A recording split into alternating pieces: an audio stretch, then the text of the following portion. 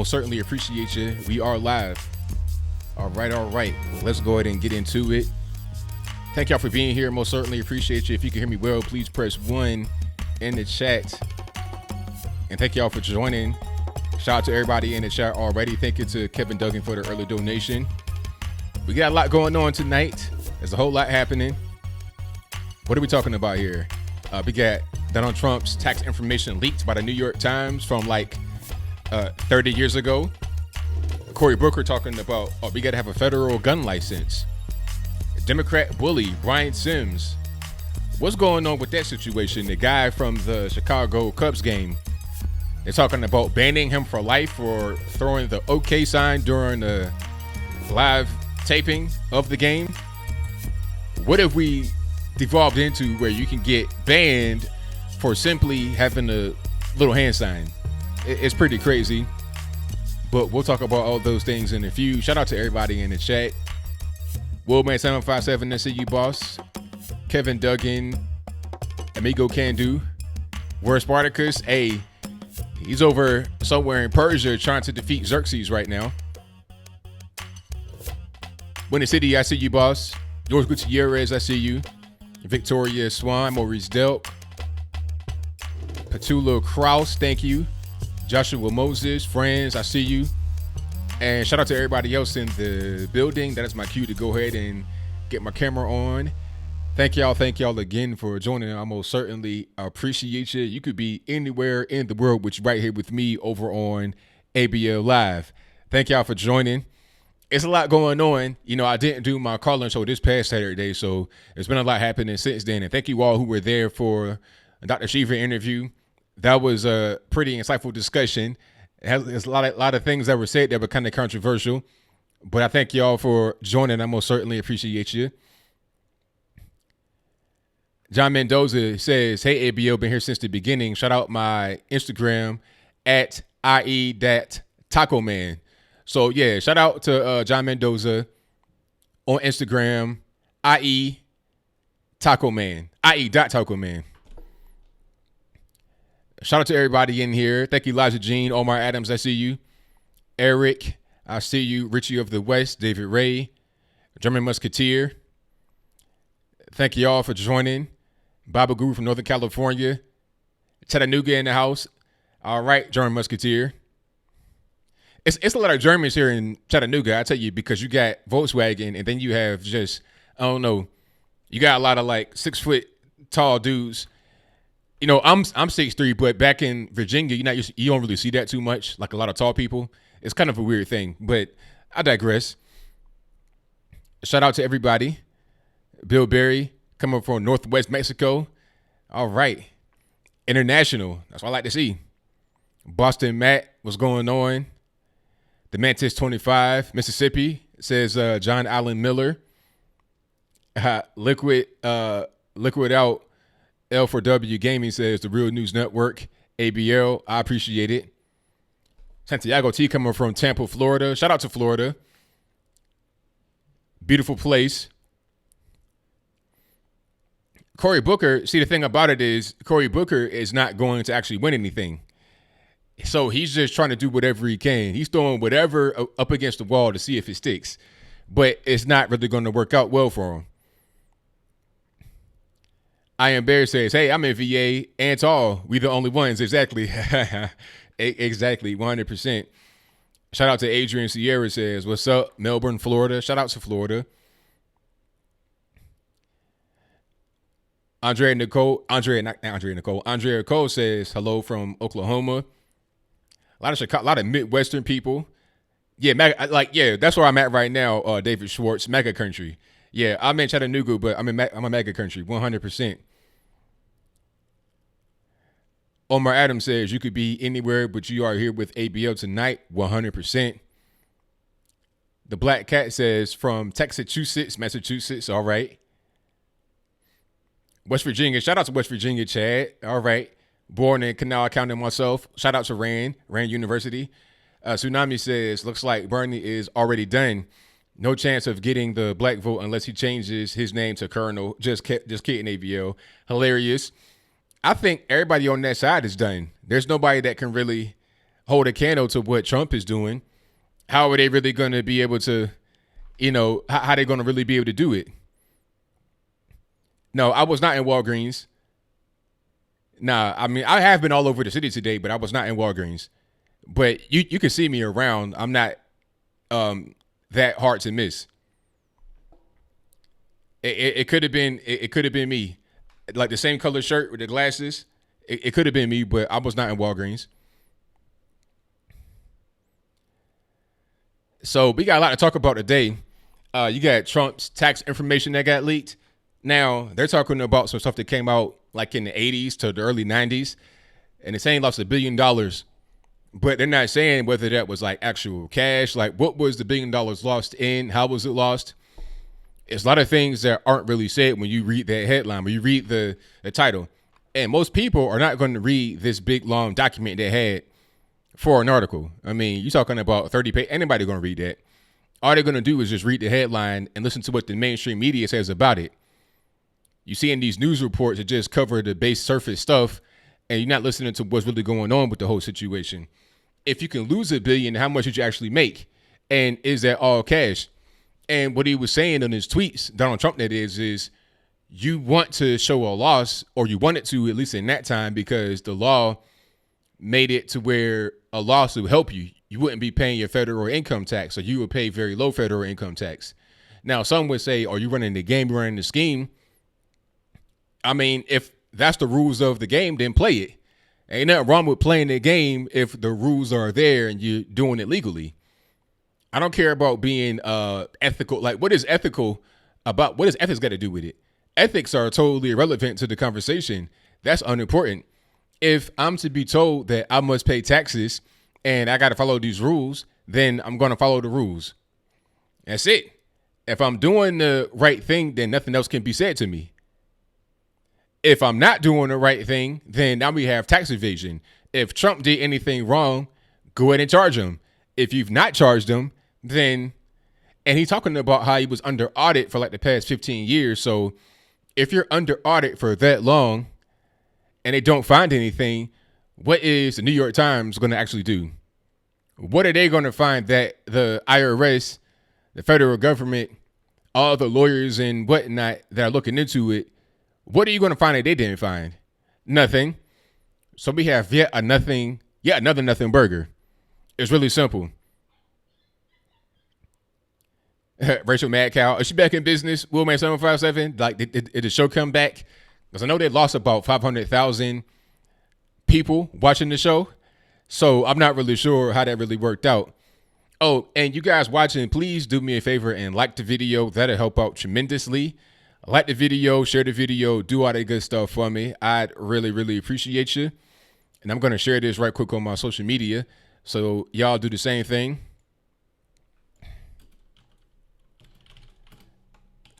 And I thank you for that in advance. What else has been going on? What do we have? Give me 1 second here. Cory Booker want to have the federal gun license. So what he wants people to do is to go to the federal government and, I see this little story that came out right here talking about guns. It's right on time. A massive stockpile of firearms has just been confiscated in a super rich area of Los Angeles. Now, confiscated? Why were the guns confiscated? Were they illegal? Let's look at the article and see. Hold on 1 second. This is kind of like breaking. So you see gun confiscation. All the guns have been confiscated. Let me see if I can zoom out a little bit here. Okay, that worked a little bit. The ATF now says, pursuant to an anonymous tip, ATF and LAPD became aware of an individual conducting illegal firearms transactions outside the scope of the federal firearms license that the individual possesses. The ATF says they have seized more than 1,000 firearms and adding that the public is no longer in danger. Okay. So, I mean, what are these, fully autos? Like, why did the guns have to go through the federal process? The FFL, why must it have gone through that situation? Like, I know it's California, but why were the guns? Okay, so this is up in the hills. You got Michael Jack. You got what's this? Neverland Ranch, I suppose. and the Playboy Mansion, Hugh Hef, and the guns were right there, up in Bel Air. So I mean, what's the problem though? See, now what Cory Booker wants to do is to have this become like an everyday thing where it just sees guns and it's no problem, because he wants you to have to interview with the federal government in order to be able to get your gun, regardless of whether it's a handgun, rifle. I'm seeing handguns right here. I'm seeing a revolver. You gotta have an FFL for a revolver, really? I'm thinking like you got some fully auto, some machine guns. I'm seeing pump action shotguns, pistol grip. I'm seeing like a pistol grip shotgun right here. I'm seeing a revolver. I don't understand what's the deal. It's California, but this is what Cory Booker wants.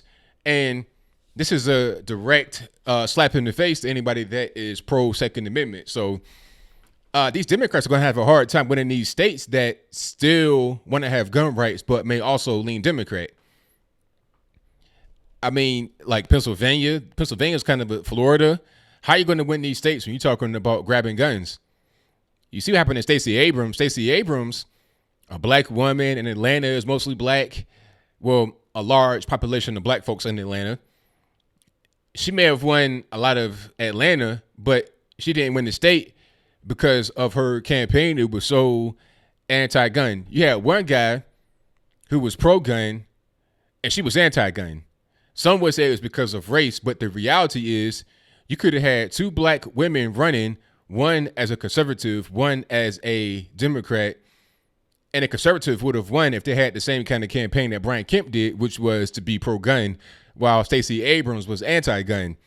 So I'm not really sure why Cory Booker's trying to go for the failed practice of being anti-gun when you want to win a big-time political race. It did not work for Stacey M1 Abrams Tank in the local election, and it won't work for him in the national election, but it is what it is.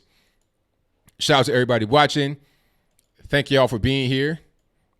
Windy City, I see you. T-Pain in the building. That's right. Hip Hop Independence never had a chance because of being anti-Second Amendment. 1,000%. That is the truth. Okay, let me share this on my Facebook right quick. Check us out right now on ABL Live. All right, cool. Got that. Boom. And there we go. I had the safe spilled out. I don't know how they, somebody snitched, somebody told. But my thing is, how long have the guns been there? So everybody got guns in New York and nobody cares about the law? Hey, well, hopefully they don't try to do any kind of raids up there. Not at all.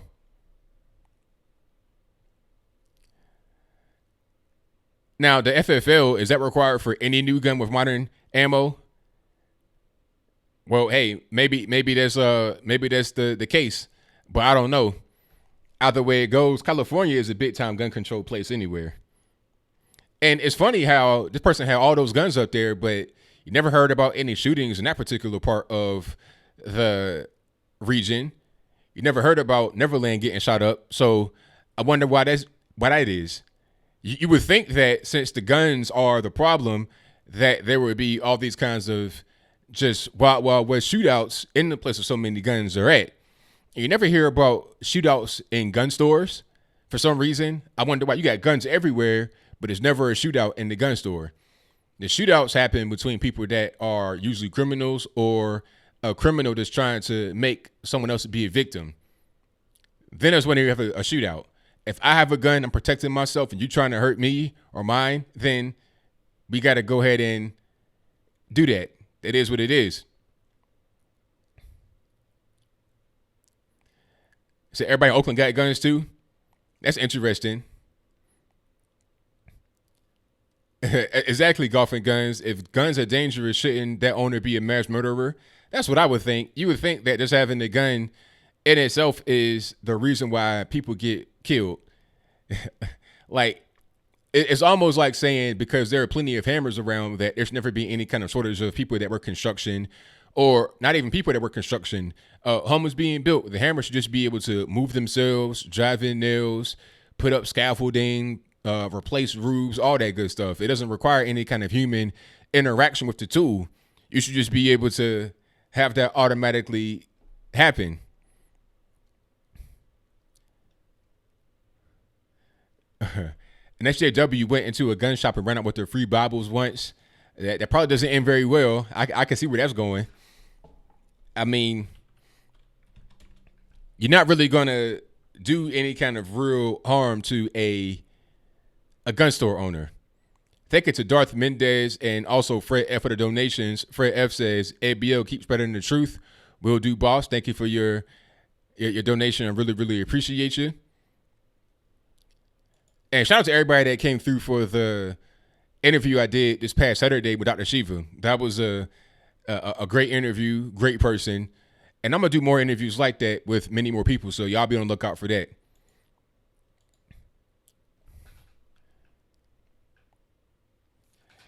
Now, what else happened here? Let me see. Give me 1 second. It's a lot of stuff that's been going on. Oh, Brian Sims. Have you seen that clip that I put up of the guy that was harassing people outside of the Planned Parenthood? He is a classic bully, 1,000%. And I feel like he's going through some mental issues, kind of stuck in his traumatic childhood. The classic bully will always try to pick on those that he feels like are weaker than he is. That's why he was trying to harass his old lady for like 10 minutes. All in the face with the camera talking about, oh, she doesn't want to show her face and, you know, this, that, and the third. He was doing that with her for like 10 minutes. Why? She kept turning his back and trying to avoid him and not talking and kind of just ducking her head down. So he perceived that as her being weak. And maybe that's true, man. You got a little old lady. You're not talking about like somebody that can really rock with you like that. Then it was a different clip of him talking to these young girls. Like they might have been, like, I think they actually were 13 and 15. So middle school, early high school, little girls. Their mother and or chaperone was right there with them. And she was not afraid. She wanted to talk to him. Very nice, very peacefully, very feminine. But he was not interested in talking to her. He wanted to talk to the little girls because he felt like he can just intimidate them more than the mother, who was not really trying to, you know, go through the whole walking away, putting her head down thing. She was confronting him head on, even though in a very peaceful way. Then it came to this guy that looked like he probably was about 15, 16, maybe. I'm not really sure how old he was, but little guy, young guy. And he's trying to intimidate him and get him all worked up. And he's really calm and just chilling. After about a second of talking to him, he moves on. I don't want to talk to you anyway. It's because he couldn't get that reaction. He couldn't bully him.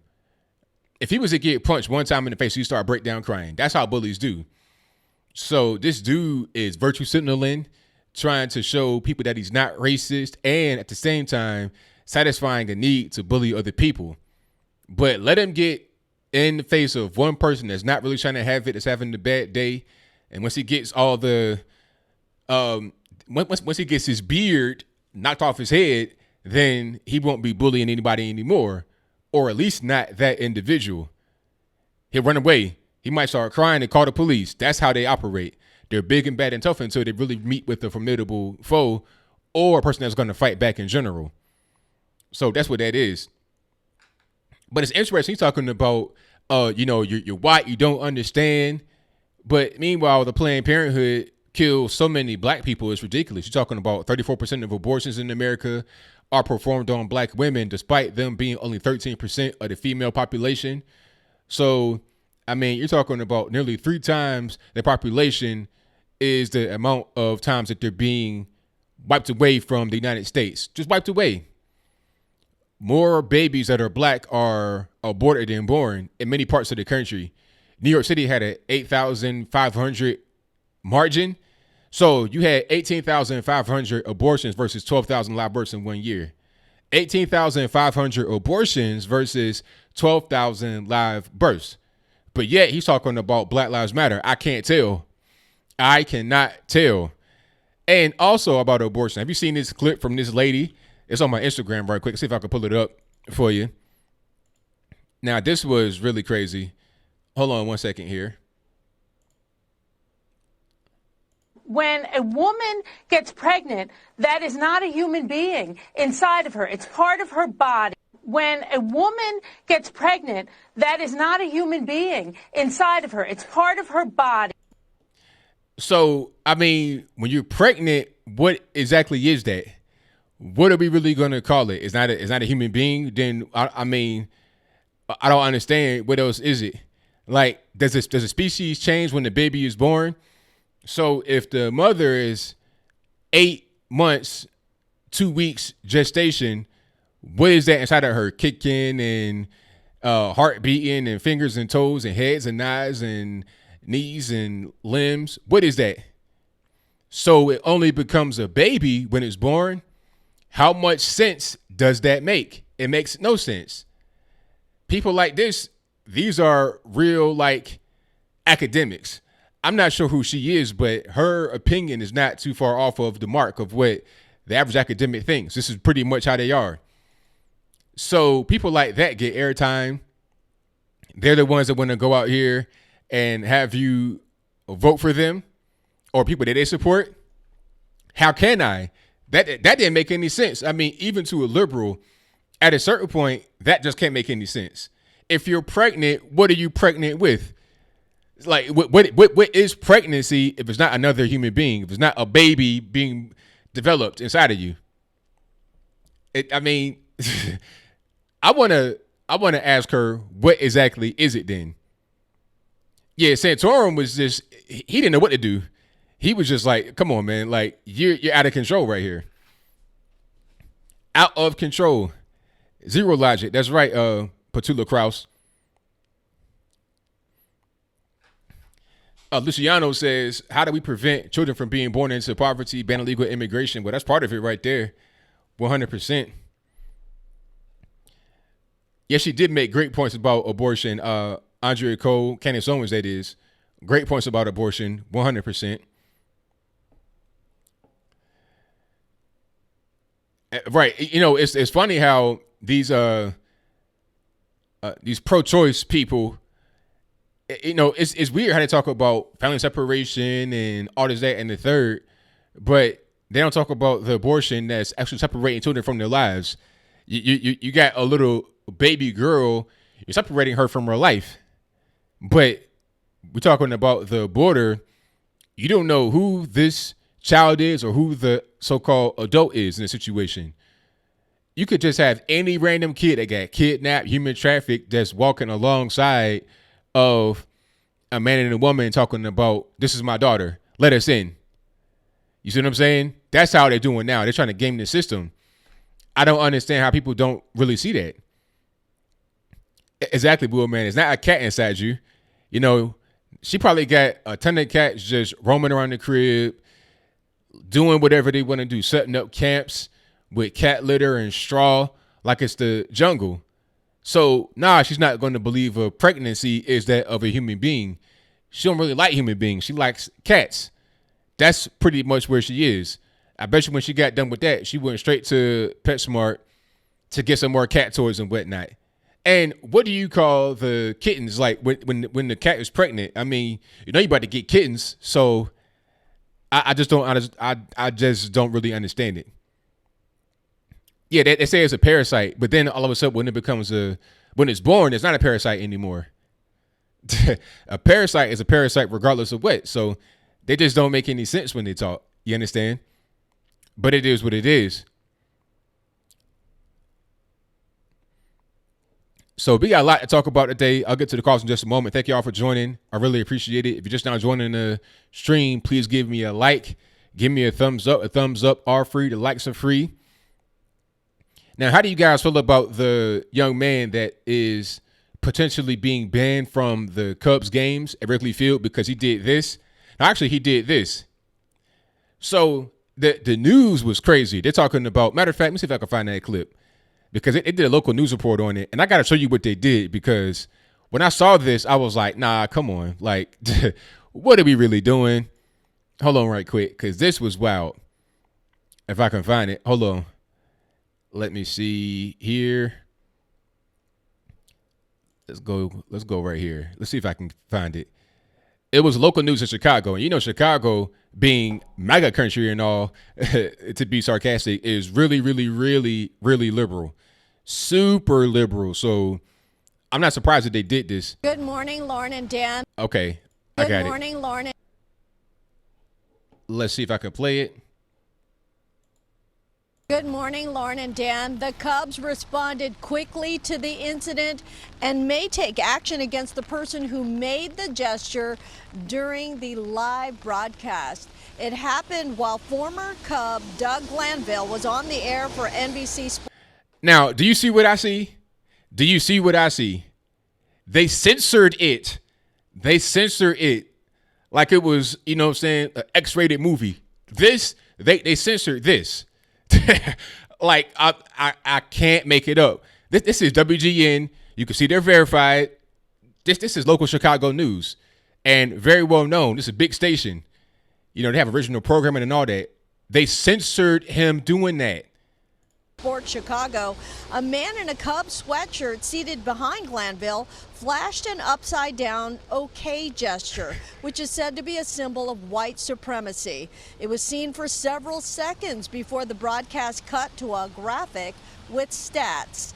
Very early this morning, Cubs president Crane Kenny issued a statement saying such ignorant and repulsive behavior is not tolerated at Wrigley Field. We're reviewing the incident thoroughly because no one should be subjected to this type of offensive behavior. And the statement goes on to say that offenders could be permanently banned from Wrigley Field, but there is no indication yet that the Cubs have identified or banned the person involved with the incident last night.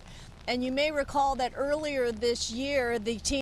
So, I mean, like, they seriously banned, they seriously talking about banning him, and they censored him. I saw that. I was like, nah, this has got to be like, when I first saw that, I thought it was like a YouTuber just playing.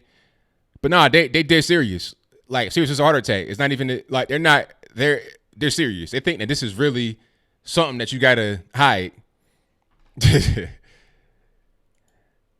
So that's when I saw the whole thing with Justice Smollett and it was in Chicago. I'm like, nah, that did not happen there. If your local TV stations are censoring the OK sign, that's not MAGA country. That's a whole different kind of country right there. Now, the internet said it was a hate symbol, Windy City. The internet did. It was something online. I think it might have been 4chan. Don't get me the line. One of these internet forums, they said that it was a symbol of white supremacy, and then the media ate it up. Like barbecue chicken, ate it up. But before, it was so innocent.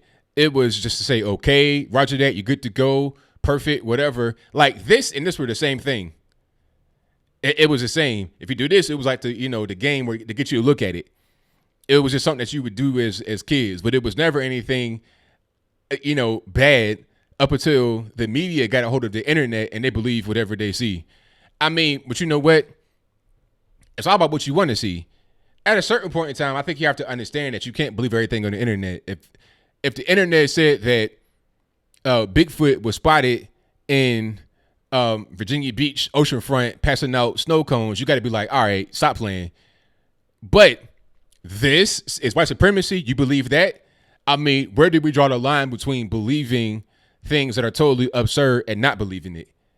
Must it be totally just far-fetched to the point where must it be totally far-fetched in order for you not to believe it, or not? Or it can be a little bit believable? I don't know. It's really weird.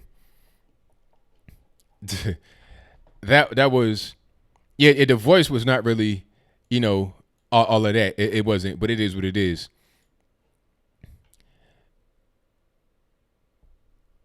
Okay, I think I'm going to check that out, low down. The John Ward's video about Planned Parenthood. I think I'm going to check that out. Shout out to John Ward. I saw his video for the first one, and that was a good one. 100%. Shout out to Aaron Brooks. Thank you for joining. Jim Fajan, thank you. Kimo Sabe, I see you. Homeless Conservative, shout out to you. They censored this. I'm still kind of like blown away. Yeah, it's a gang sign. Yeah, that's right.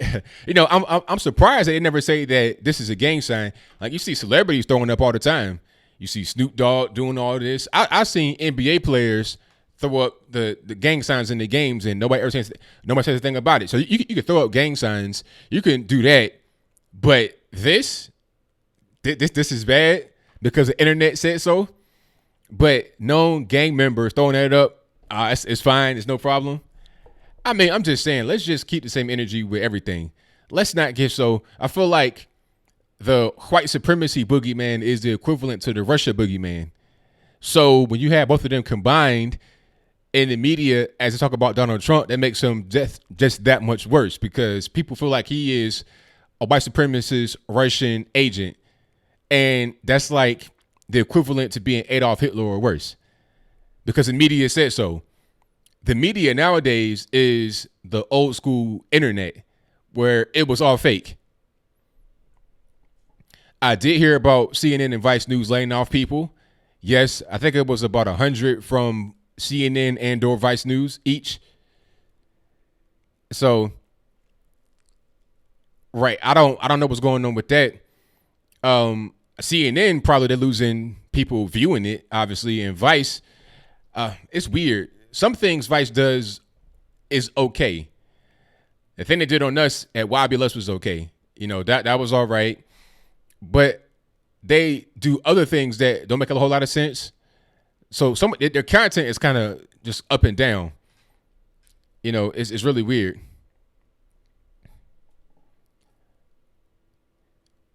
Yeah. Shout out to Bushwick Bill. Unfortunately, has stage 4 cancer. Hopefully, he's able to push through. Hey, you know, CNN, the thing about them is that they put it upon themselves. 300 from CNN. Oh, 300 got fired. Wow. Hey, you know, they laid their bet. Now they got to lie in it. At a certain point, you have to do more than just say Trump bad, Orange Man bad. You got to be able to come up with some content people want to see. You know, have some good programming people want to see. How about that? Don't keep lying on there and having to apologize for it. How about that? That might be a good start. It is what it is. But let's go ahead and get to the calls right quick. You guys on the drill. The number to call is 434-658-1220. There is a Skype email in the description box. So if you want to hop on Skype and call me that way, please feel free to do so. And I got to turn my desktop audio off because I know Skype is going to give me a welcome return since I hadn't been on it in a little bit. It'll probably try to update itself and crazy loud rings, all this, that, and the third. And I really don't want that. So let's go ahead and just make sure that we got that turned down. BuzzFeed's trying to remove Reddit. What do you mean? They're trying to remove Reddit. Remove how? Well, are they trying to like get the domain taken off the internet?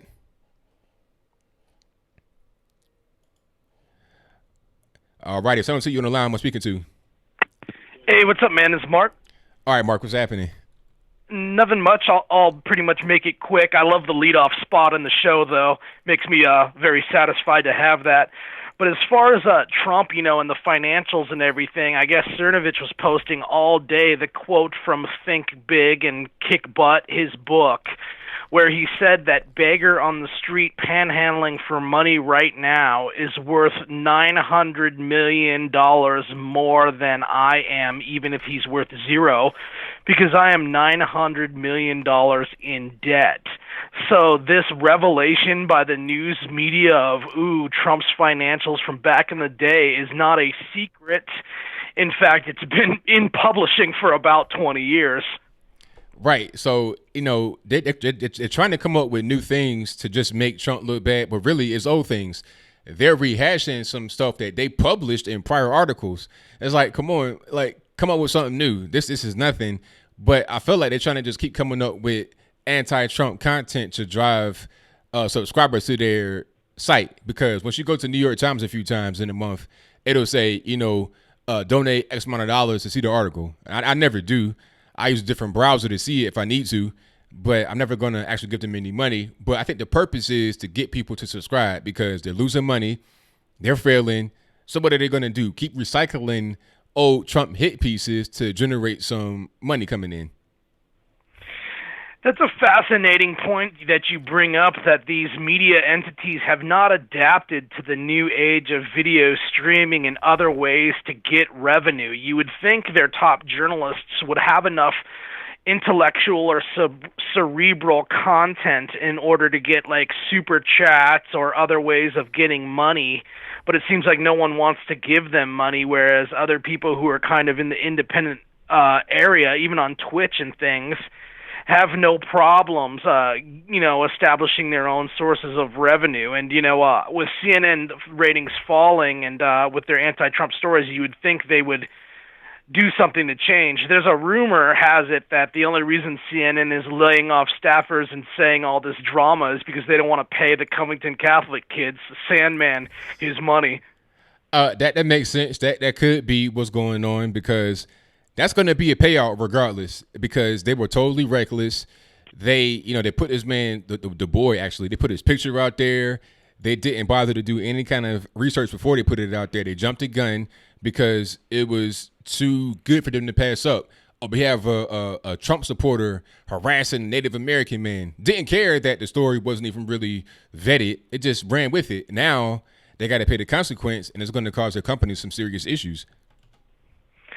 Yeah, it's a great lawsuit. It's almost the amount of monuments coming down, street name changes, the amount of required college classes to see this lawsuit fly in the face of it is a good fight back, and so the Trump financial thing is very, very old news. It's been in books for a long time. Anybody who's literate has got to say, tell us something new. But if Trump is aggressive, if this is annoying him, he should just put the people on notice that, look, I'm going to, you enemies of mine, if you don't want your paperwork and your financials going public, I mean, I'm sure that the president has access to information, and he should just say, hey, look, I'll spill the beans on every single last one of you. And he's totally justified in doing that if this type of thing is something that's even substantial. I'm kind of with you, though. Your theory is that, hey, we know all this already, and it's just you're looking for something to run with. And, so I don't know how big the public is going to react to it. Yeah, I mean, the public, they're going to pretty much be driven by the media. People that, watch CNN, NBC, ABC, whatever the media tells them, that's how they're going to react. They're not going to actually read it. They don't care that the information has been repeated. That's totally irrelevant. They're just trying to get triggered again. They're going to look on their phone on a lunch break or whatever when they're driving unsafe and get mad.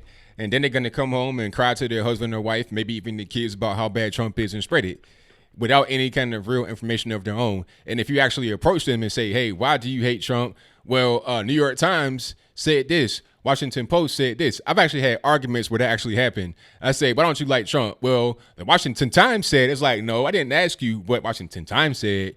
How do you feel? And then they have a blank answer. They have no response because it was never even about them. It's about what they were told. Right. And it'll show you the links they'll go to assassinate people's character. And this is why you never want to give up your guns. So getting to the Cory Booker guns thing, I saw that New York today just said they want to have a Senate bill that would require $1 million liability insurance policy for gun owners.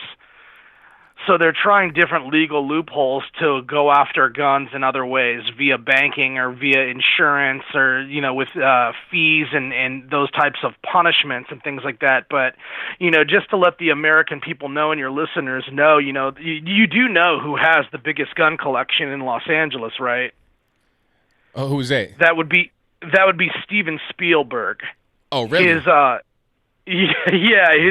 His gun collection is legendary, and that one that you brought up with the ATF seizing the ones in the section of L.A. Supposedly it's Cynthia Beck's abandoned mansion, Malibu and Bel Air mansion, and she might be Gordon Getty. I don't know who Gordon Getty is. He's a very famous financial guy, but I guess she may have had access to his estate. And so those are the guns that are seized. But even if that's the case, Spielberg's gun estate surpasses everyone's in California. So there's the ultimate hypocrisy for you. They're going to be gunned up. Whether you decide to give up your guns and be a snowflake and be pushed around by the liars and deceivers is a whole nother issue. But Spielberg will have his guns. Leland Yee, the Democrat, the Chinese Dragon Triad guy, got busted for gun running in California, running guns to his buddies. It's well known that Fast and Furious and other things, La Raza and MS-13, they're definitely going to have their guns. They're not only will they have their guns, they'll come into your country and threaten your border patrol or threaten your police or threaten your military with the weapons that they have. And so they're going to be arming their people. In fact, rumor has it also that that even the asking price for the hitmen that do wet work in the United States, they say they get illegal aliens to do it, so the price is dropping there too. So like the illegals are literally taking those jobs that people do, you know? That's hilarious. Yeah. To me, that's funny too. I know whacking dudes that American scumbags won't whack. You know what I mean? Right. But it's like it makes me laugh because I heard they're really sloppy and do poor preparation and do a sloppy job at that as well. You know what I mean? Hey, but so whether it's you cheap, get a house that it's cheap, What's so that? it's cheap, so hey, it's all good, huh? say that again. You say it's cheap, so it's all good then. Yeah, cheap, exactly. I know. Maybe you can get like 10 for the price of one. You know what I mean? So you can get like a whole division of a MS-13 gang, a whole regional or local division after somebody instead of just have it, one-on-one and hush-hush. I don't know that you know what, it amuses me because to me that's the Batman underworld Gotham City. I don't run in those circles in any way. So it's just funny, but that's very common. The criminal underworld, that's a lifestyle for some people, I guess. Just not for me, That's right, 100%. Yeah, so, everybody's going to have guns but you if you give them up, America. So if you believe in equality, you believe in guns. They're literally the only thing that's going to make you equal. The only thing that will make a senior citizen or a female equal to a gang member is that. They say that what terrifies the cartels of Latin America the most would be arming mothers, arming the madres of the Hispanic nations. That's what the cartels fear the most.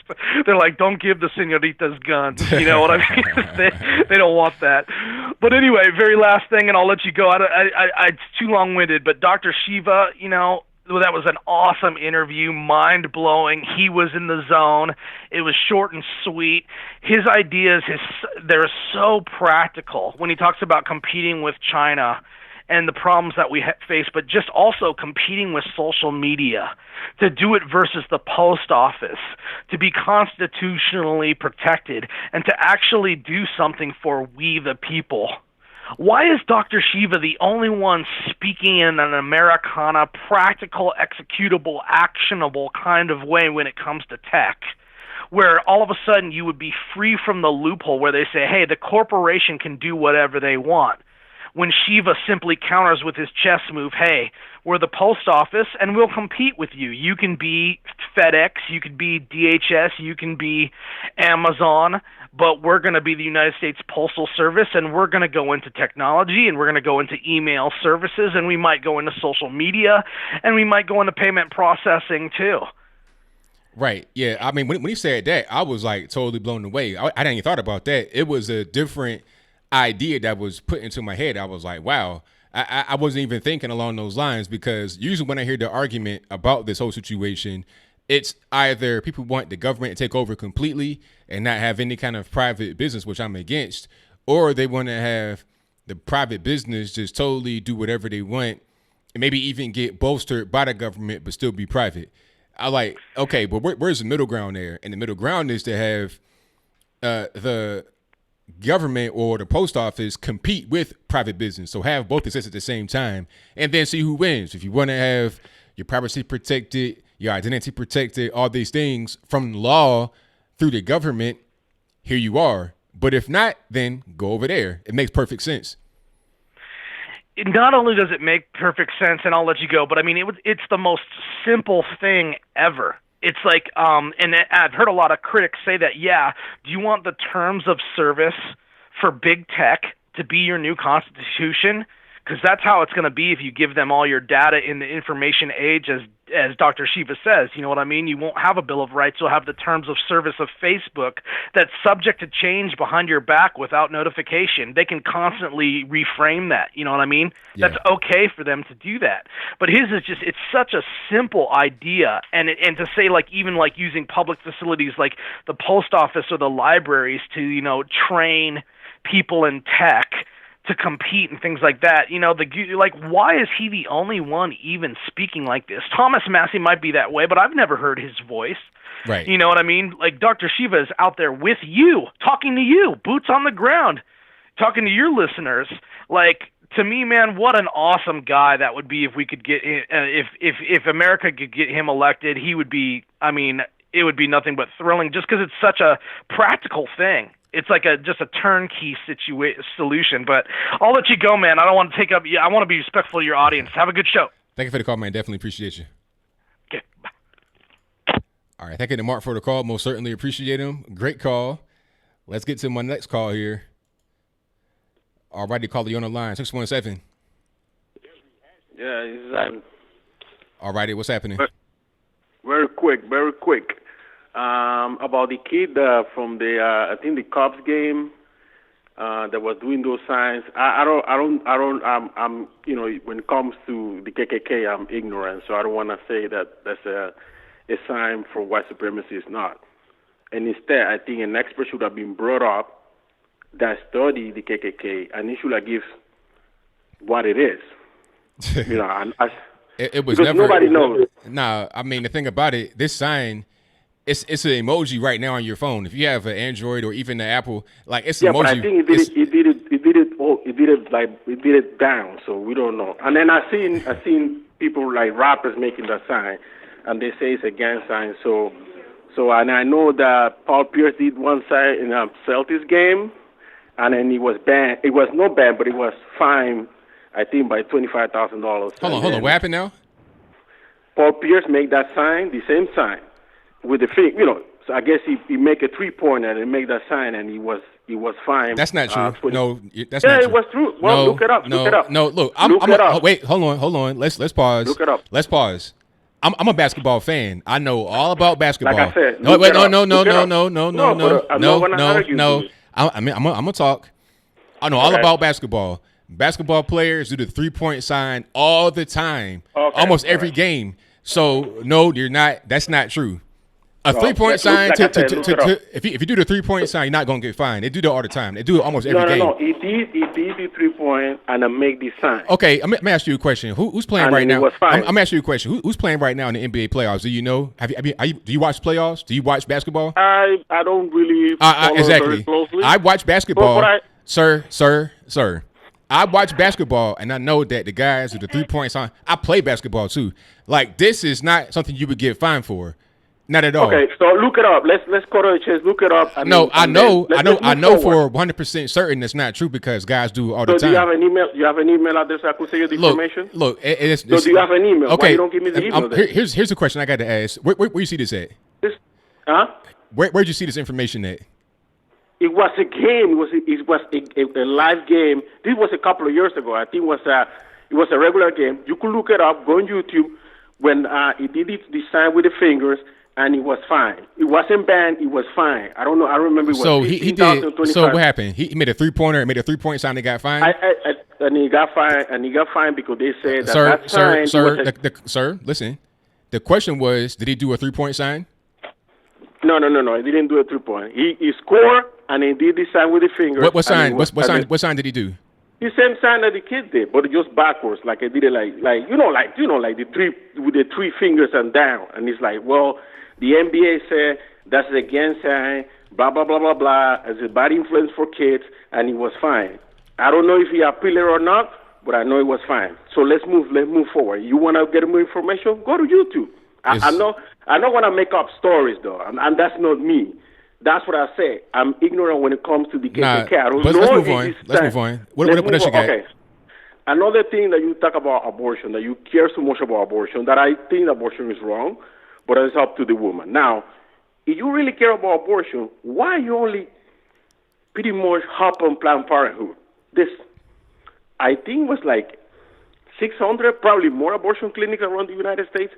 Why you guys don't pretty much go against all abortion clinics against the United States? Another thing, because one woman is walking to Planned Parenthood doesn't mean that she's getting an abortion. She could be getting STD testing. She could be getting anticonceptives. She could be getting counseling. There's so many other services that they do. And the minimum service that they provide is abortion. There's clinics that only do abortion. So if you care about abortion, you shouldn't be just talking about Planned Parenthood. You should be talking about all abortion clinics across the country. Well, I talk about Roe v. Wade specifically, the court case. I talk about abortion in general. So no. You guys, wait, sir. I'm gonna talk now. I talk about Roe v. Wade in general, not just Planned Parenthood. So if I'm talking about if I'm just gonna talk about Planned Parenthood, why would I say Roe v. Wade? I would just say Planned Parenthood. So I'm not talking about. Sir. Let me finish. Yeah. If I was to talk about Planned Parenthood, I will only speak about that particular company and not the court case that allows for abortion to be legal. So what you said was wrong. But what's your next thing? That's not true, because if you care, what about? So I don't talk about Roe v. Wade. So I don't say Roe v. Wade all the time. I don't do that. I don't talk about 1973. Huh? What about the other abortion clinics around the country? We have many abortion clinics in this country. Well, all of them fall under what Roe v. Wade would say. So Roe v. Wade is what I talk about. That encapsulates all abortions. So you're incorrect. Nice try, though. What's next? No, nice try, because you guys, I'm not talking about you in a specific, but you part of that. You got to try again with something else. Let's move on to something else. Talk about abortion and black people aborting. They have abortion clinics around the country. Next step. I said Roe v. Wade. Let's forget about that. That's the truth. I said Roe v. Wade. You care about abortion. You care about abortion. All right. Go ahead. All abortion clinics. Go ahead and move on. Not just a few. Sir, listen to what I'm saying. Move on. Okay. Next step. I think if the Democrats continue their path, they will lose. And I've been saying that. I think they will lose seats, and they will lose, or Trump will win. They're doing the same thing that they did to Barack Obama in 2012, and did not work for Republicans. So I think Democrats should learn from that. Like they want to remove it from the ballot. The same thing they did to Barack Obama in 2008, and they did in 2012 in Arizona. Why they focus in these stupid arguments about the taxes? If he doesn't want to release the taxes, hey, there's no policy that says that he has to release the taxes, so they should move on. If we know that he's hiding something, or hiding many things, because if he doesn't want to release his tax return, he pressured Obama to release his birth certificate. Even today, people believe that Obama was not born in the United States. Another problem that I think will win, people bringing hostility in the internet. People spend more time on the internet than watching TV. That creates another problem. And then another area that you say that CNN losing viewers, same thing, Fox News lost viewers in 2008 and 2012. So that's business. What is the top rated show, news show on cable TV? What is the best? The top rated. Fox. Well, Fox News, but a bunch of opinion shows. The only journalist in Fox News is Chris Waller. It's irrelevant. It's unimportant. They're the top cable news. Well, now TV. they're the top. They were. But they've been like that for a long CNN time. wasn't the top. They've been like that for a long time. No, in 08 or 12. Look at the statistics. No, in 08, no, in 12. I mean, how long ago was 2012? You're talking about almost like 8 years ago. Like, well, but that's business. That's a business. A long time ago. Trump, they lost because Trump won, and a lot of Fox News anchors supported Trump. That's business. I mean, people believe everything. Those supporters believe everything. Like I said, even today, people support that Barack Obama was born in Kenya. Can you believe that? Huh? They believe that somehow this guy sneak in to the White House with a fake birth certificate. Who is they? People some of the Trump supporters in general. If you look at the comments, like I look at the comments on your show. All right, hold on, caller. We don't have all day. So okay, now I remember during 2008, Hillary Clinton's campaign started that whole birther rumor. Wait, hold on, sir. I'm talking. I was a liberal at that point in time, and I was watching the whole cycle. I watched it. I remember it. I remember kind of being upset because I was an Obama supporter. I voted for Obama that year, and I was like, why would she say that? And then Trump came. Wait, I'm not done, sir. I'm not done. And then Trump came along 4 years later talking about the same thing. So all he did was just take what Hillary Clinton's campaign put out there and run with it. So if and you're on mute right now, so because I'm gonna keep talking. So if Trump is a racist for saying that, then why is Hillary Clinton not racist for saying what she said, or not necessarily her, but her campaign? They're the ones that put it out there at first when they were trying to defeat him in the primary cycle. They were not able to do so, and then Barack Obama wins, and then Trump took it and ran with it. She posted a picture of his dress from his tribe, and then she said that we don't know about Barack Obama. That's what she said. We don't know, and people started coming with speculation that was not born in the United States. That's all what it was. We don't know what. What was she talking about? Do you see the picture when Obama was dressed with the dress of his tribe in Kenya? Okay, she so used that picture. that wasn't. She never said that was not born here. Hold on. So she posted a picture of Barack Obama wearing his tribal stuff from Kenya, and then she's like, "We don't know where he comes from," and that's not alluding to any kind of birtherism right there. That was somebody from the campaign. She denies it. If Trump did that, what would that be called? If Trump did that right now, what would you say? I wouldn't say anything. Oh, you wouldn't really? So if Trump right now on his Twitter put a picture of Barack Obama and his tribal stuff, the headgear and all that, back in Africa on his Twitter, wait. If he was to do that, you wouldn't be like, hey, what's going on? What's happening with this? This is racist. You wouldn't say that for real? I know that's campaign. I understand campaign. So you wouldn't say anything about it? Campaign you would just be quiet about it? Now, but there are limitations on campaign. Okay, sir. Look, if you start a campaign saying that they're racist, I have to go ahead and get off the line here. So thank you for the call. Definitely appreciate you. There's no way that a liberal like that would see Trump post a picture of Barack Obama and the tribal stuff. Matter of fact, let me see if I can find that right quick.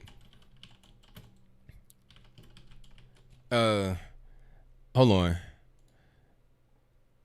Let me see. What was that? What was that stuff called? The Arab uniform? I don't know what you call that. I don't know about the stuff. Oh, here we go. Bang. Let's check it out. Okay. Now, this is the picture that he was talking about, if I'm not mistaken. So if Trump posted this on his Twitter and was like, where is he coming from? What's really going on? You got on a dashiki and this flat hat. I don't know if that's a kufi or whatever. But if he was to post that talking about where is this guy coming from, what's really going on, that wouldn't be any kind of alluding to he's a foreign person, not born here. Come on, be for real. Stop lying. If Hillary Clinton did that, how was that any different than what Trump was talking about? I never seen Trump post anything like this. Maybe he did, but I didn't see it. But Hillary Clinton did back in 2008. I didn't even know that. That's interesting. But let's keep rocking. Yeah, the Arab uniform, SOVC. I don't know exactly what it's called. I don't know what's going on. Okay, matter of fact, here's an article. This says reveal amazing pics of Obama in full Muslim dress taken at his half brother's wedding. This is in 2016, so I guess it was something that came out before then. And I know he had something else on, but I just can't remember what it was. So this is Islamic dress. So, I mean, there would be no way that Trump can post that and not be instantly called a racist.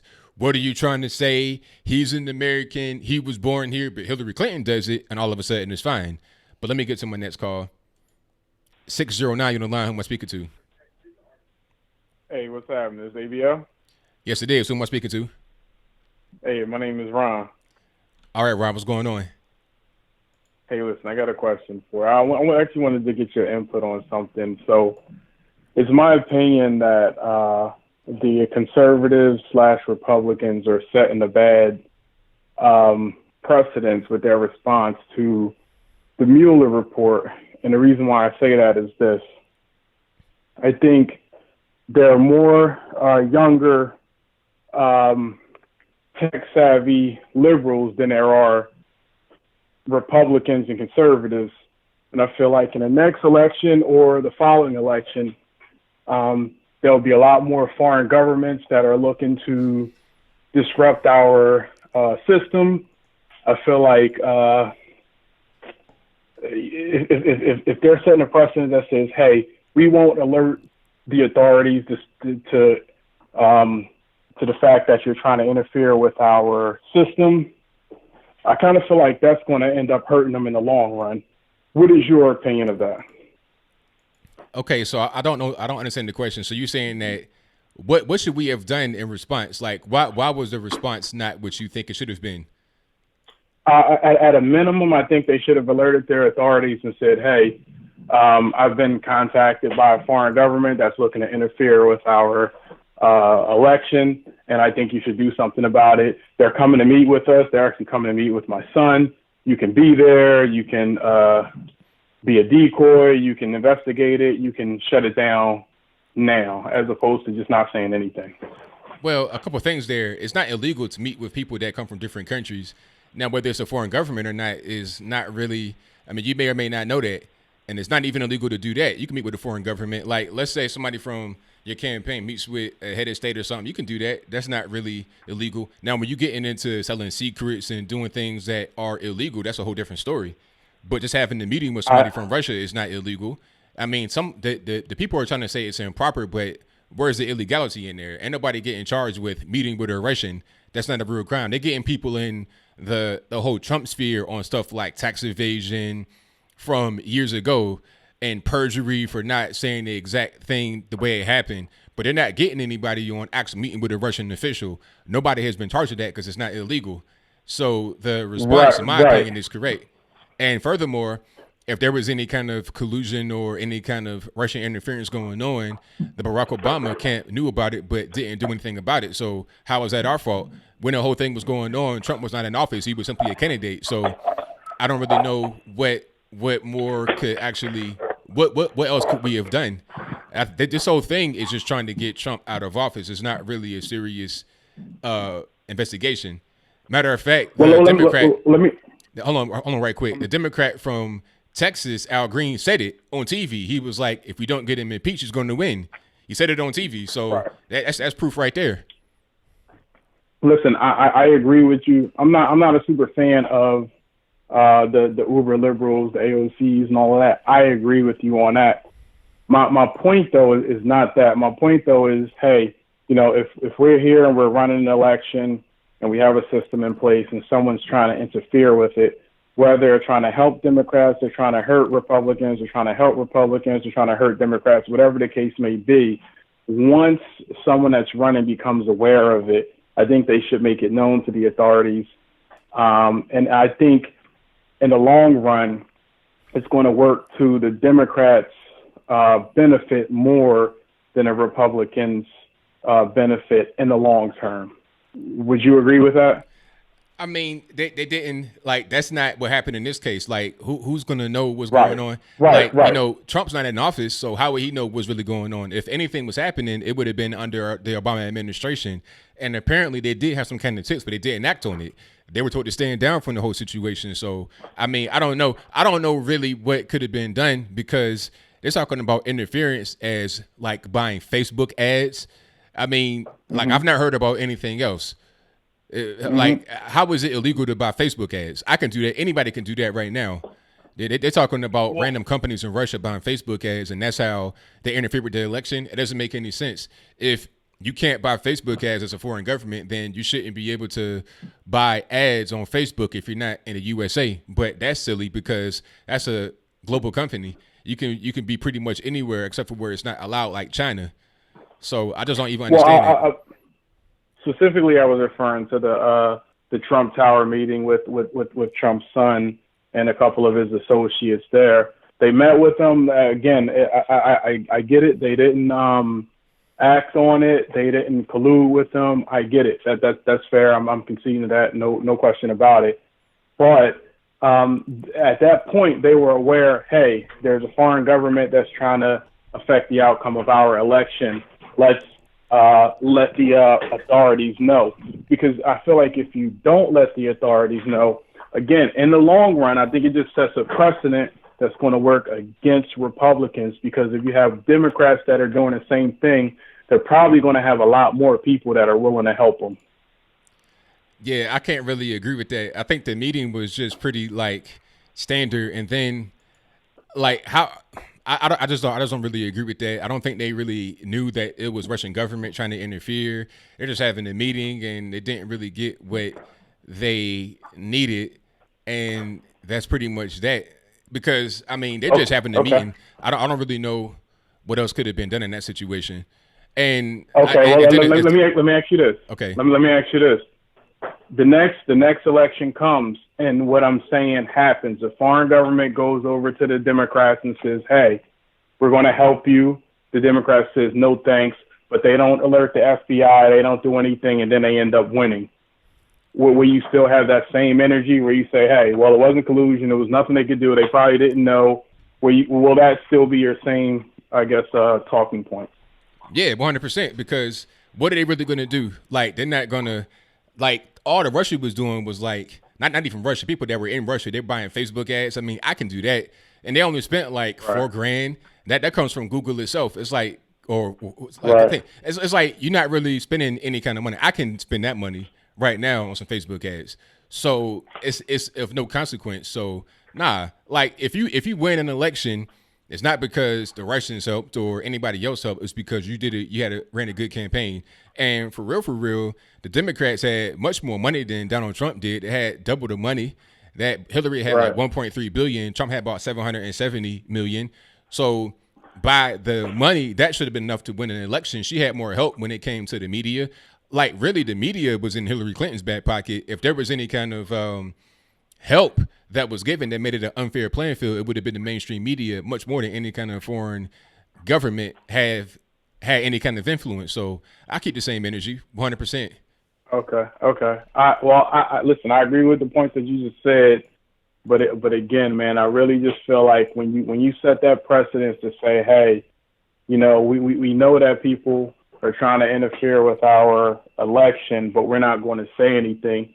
I really don't see how that can work for conservatives in the long run. I really think that's going to be something that's going to come back to bite them. The thing is, I could be wrong. The thing is, you have to concede that point, and I don't concede that point because buying Facebook ads. Really, I think the whole argument is bogus, and it's just my humble opinion. I think the whole argument is bogus. It's being used by the Democrats to try to attack us. So I'm not going to concede to their talking point of saying that the election was attempting to be trifled with and tampered with. And if it was, then whose responsibility is that to figure out? It's not the campaign people that's running. They're just trying to run the campaign. If there's any kind of illegal wrongdoings, then that should be handled by the government. You don't know what's really going on. You're just trying to run. But I think I pretty much leave that right there. Okay. All right. Well, fair enough, man. Hey, thanks for taking the call, man. I appreciate it. All right, thank you for the call, man. Definitely appreciate you. All right, man. I'll talk to you, buddy. All right. Peace. Later. All right. Shout out to the caller. I most certainly appreciate him. 100%. Let me get to my next call here. 269, you're on the line. Who am I speaking to? Yeah, well, this is Kurt Plonk. How you doing, ABL? Everything is great, man. How about yourself? I'm doing swell. Hey, how's that feedback coming? I'm trying to work on a few things with my audio here. Oh, you're good. You're good. Okay, all right. As long as it's not too annoying. I know I listen to your playbacks, and sometimes I get really mad about or frustrated, I should say. Speaking of frustration, I heard earlier today you released the Brian guy out there in I don't know, it's Pennsylvania somewhere. Yeah, Brian Sims. Brian Sims, yeah, there you go. He's out there. He's screaming up and down. I noticed you got a little frustrated and a little angry. I almost seen a puff of smoke come out of your ears there for a second there. And I don't like bullies, man. I don't like bullies. Like if I see somebody bullying, like I want to fight. Right. Well, I had issues in my childhood getting picked on and mercilessly bullied when I was a kid. I was a little small guy, and I decided to fight back one day, and I realized that I'm a champion now. So I started being a bully myself. I had to catch. One of my neighbors actually caught me. Says, "Hey, man, you're turning into what you hate most." Right. Right. So yeah, and then later on, I read a book. I forget it was War and Peace or. There was some philosophy that said, when battling a dragon, you got to be careful not to become the dragon you're battling. That's right, 100%. Yeah. So there's that. And the guy was he's jumping up and down screaming. I did watch the video about you're shaming them, but he's shaming them, and then you went and shamed him. So everybody's shaming everybody. Yeah, it was a mess. That dude was all over the place. I don't know if he was on cocaine, steroids, or what, but that guy got some serious problems. I read his Wikipedia page, and it said he moved around to like 17 different states after high school. It's like, all right, you trying to find something, you ain't found it yet, so you gotta tighten up and get yourself back on track. Yeah, well, since high school, it's been about 25 years, maybe 30, almost 30 years now. Well, it's going on 30 years, yeah. So. I've moved like 5 different states. However, it was work that called me and things like that. But right. I hear where you're coming from. These peaceful protests are pointing on what he was saying about constitutional rights of abortions. They had a constitutional right to peacefully protest, and he interrupted that. So if anybody's breaking the law, that's him. Oh, 1,000%. Yeah, and it like what was really getting me was how he wasn't. As soon as somebody would step to him or they would not show any kind of fear, he would just cower and just back away.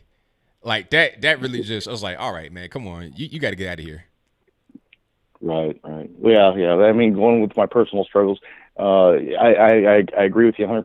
It's nice to have an echo chamber, but my personal experience with being bullied and actually bullying and getting stopped in my track and getting woke on this.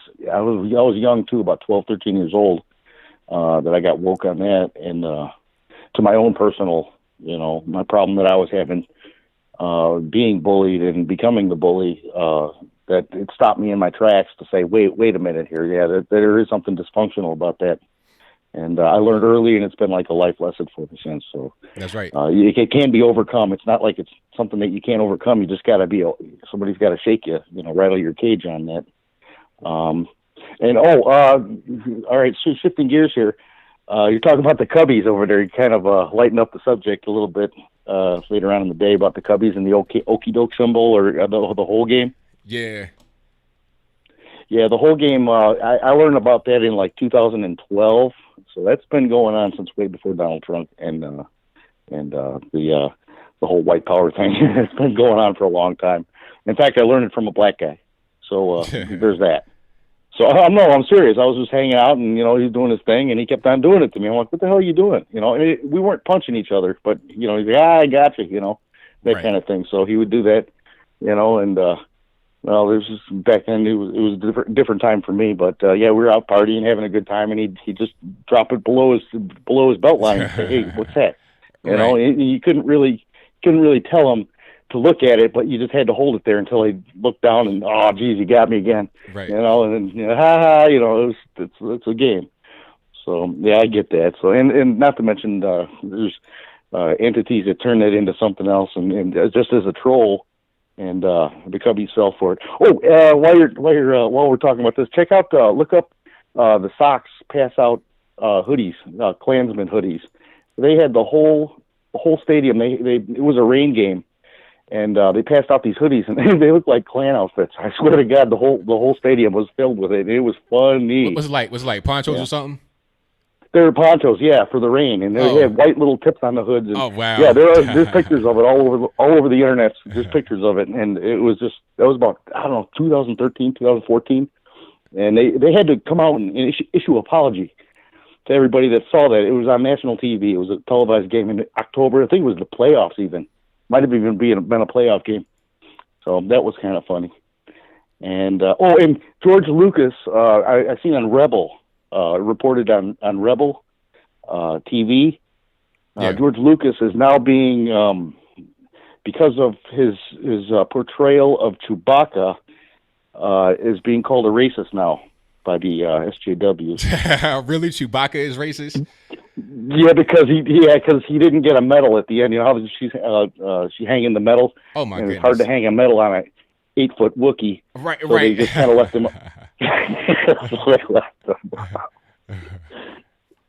That's crazy. So yeah, it is crazy, but it was reported. I seen that today. I was laughing because Chewbacca's one of my favorite characters. You know, right? He's a Wookiee. Who doesn't love Chewbacca? And now they're saying they're kind of like insinuating that. You know what I'm saying? Where I'm going with the big hairy, Bigfoot looking guy, and now they're saying it's racist, so it's backfiring on them because now they're calling Chewbacca. Right. I mean, it could be anybody up under that. You could shave him. He could be Snow White. Like, I mean, what are we doing? Like, come on, cut it out. Right. And from what I heard, the actual actor that played Chewbacca passed away earlier this month or this week. Oh, okay. I seen that on Facebook, but you know how Facebook is. Sometimes they throw you a curveball. Yeah. You know, they say people die and they're very much alive. Right. You know, but yeah, I heard the actual actor that was in that suit was 7'3", a giant, huge man, and apparently he passed away. It would make sense because that movie was made 40, almost 50 years ago. So I stood outside and waited for that movie to come out. I remember. Right. You know, other than that, I got nothing, man. Oh, I upgraded my chalkboard to have rubber bands on it because I keep losing my chalk. Okay, hey, that sounds good to me. All right, and as always, I'm going to release a couple of videos on my channel, Kerplunk. I'm the guy with the little NPC. It actually, you know, I searched myself and found out Green Day made an album called Kerplunk back in the day. Wow, that's pretty interesting. Had no idea. So I'm kind of buried in there. You got to do a people search instead of a name search. But right. Yeah, I'm going to do. I was out in the woods. I was walking through the woods, and I do it. There's a second. I noticed you didn't subscribe to my channel yet. I have 49, so you could be 50 if you want. Well, I got to find you trying to make it happen, but I got to a few more calls, man. So thank you for the call as always. Definitely appreciate you.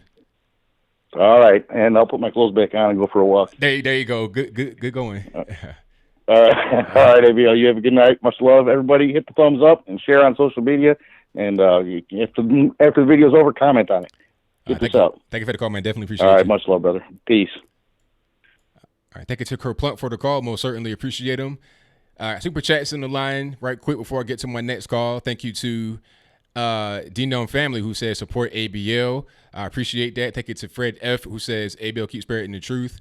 Thank you to Darth Mendez. Thank you to Nayusi Nyoko who says ABL, you see where I share your content on Facebook. I haven't seen it, but I got to go check because I get so much on my phone but I'm going to check you out, man. Thank you for that. I appreciate you. Ganjan88 says, corny joke alert. Do you know why Trump doesn't wear glasses? Because he's got 2020.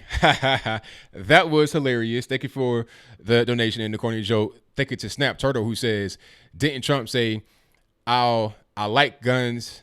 Hold on. Didn't Trump say, take the guns first, due process second? What's up with that? Now we got these red flag laws popping up across many states. I don't know about that or the context of it. I got to look into it. I really don't know. I ain't just trying to cape. But thank you for your donation. Definitely appreciate you. And the red flag laws, yeah, people are expressing concern about that. That is really a serious issue. The red flag law was when you can have a family member say, oh, this person has some kind of mental problem, and then you can go in the crib and take their guns away as far as the authorities are concerned. They can go and take your guns and hold them for a certain period of time. That's a red flag law. And thank you for your donation. Regine7788 says, thank you for speaking out on behalf of so many. God bless you, ABL, but God bless you as well. Thank you for your donation. Definitely appreciate you. But let me get to my next call here. All right, Victor, what's going on? Hey, thanks for taking my call. Hey, no problem. Hey, you know what? I don't know why people didn't catch it earlier, because I saw it a long time ago as a kid that I knew that Chewbacca is racist. Is that right? Yes, I did. I mean, look, he's tall, he's strong, he's built like a black man. So yes, it's racist. Yeah. In fact, even DJ McKesson said that, I think that George Lucas is trying to make fun of me. Oh, really? Yes, exactly. So I don't know why people are surprised. Hey, it's hard as hell nowadays. So, anyways, the new Sandra Bland video. What do you think about that?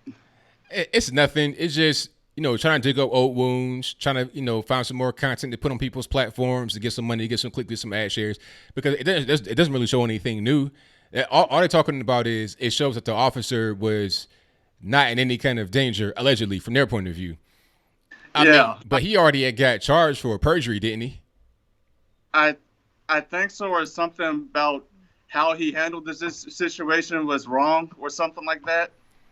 Yeah, but see, the thing about it is, it's really irrelevant because he didn't kill her. Nobody killed her. She killed herself. People are saying that, she didn't commit suicide, and if she didn't get locked up, she wouldn't be deceased right now. I mean, nobody knows that. She was obviously going through some problems in her life and decided to end things. I mean, that could have happened at any point in time.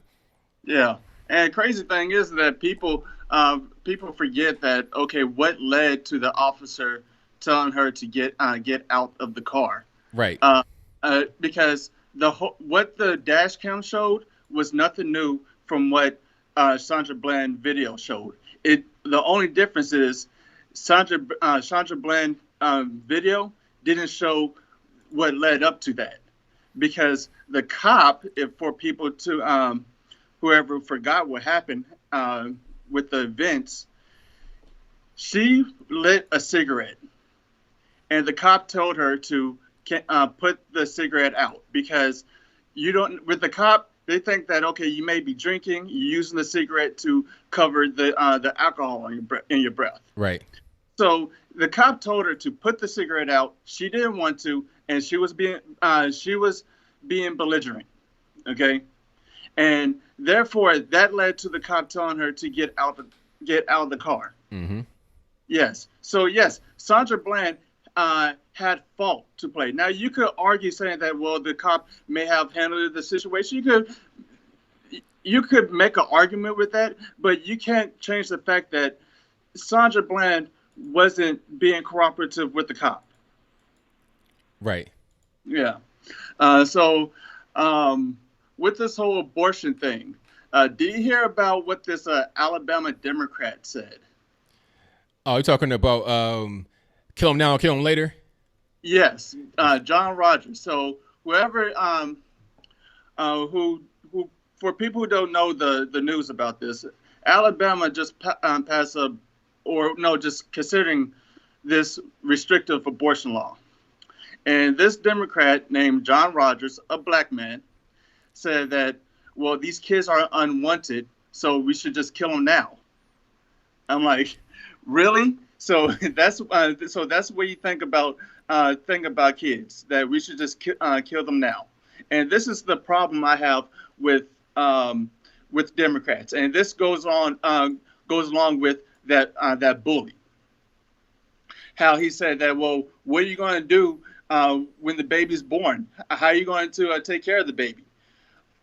That's why you're in office, to make sure that you could put in laws to try to help the women or help families to raise the child. Because if you look at the abortion statistics, most of the abortions are done because they feel that the baby is unwanted, or they can't take care of the baby.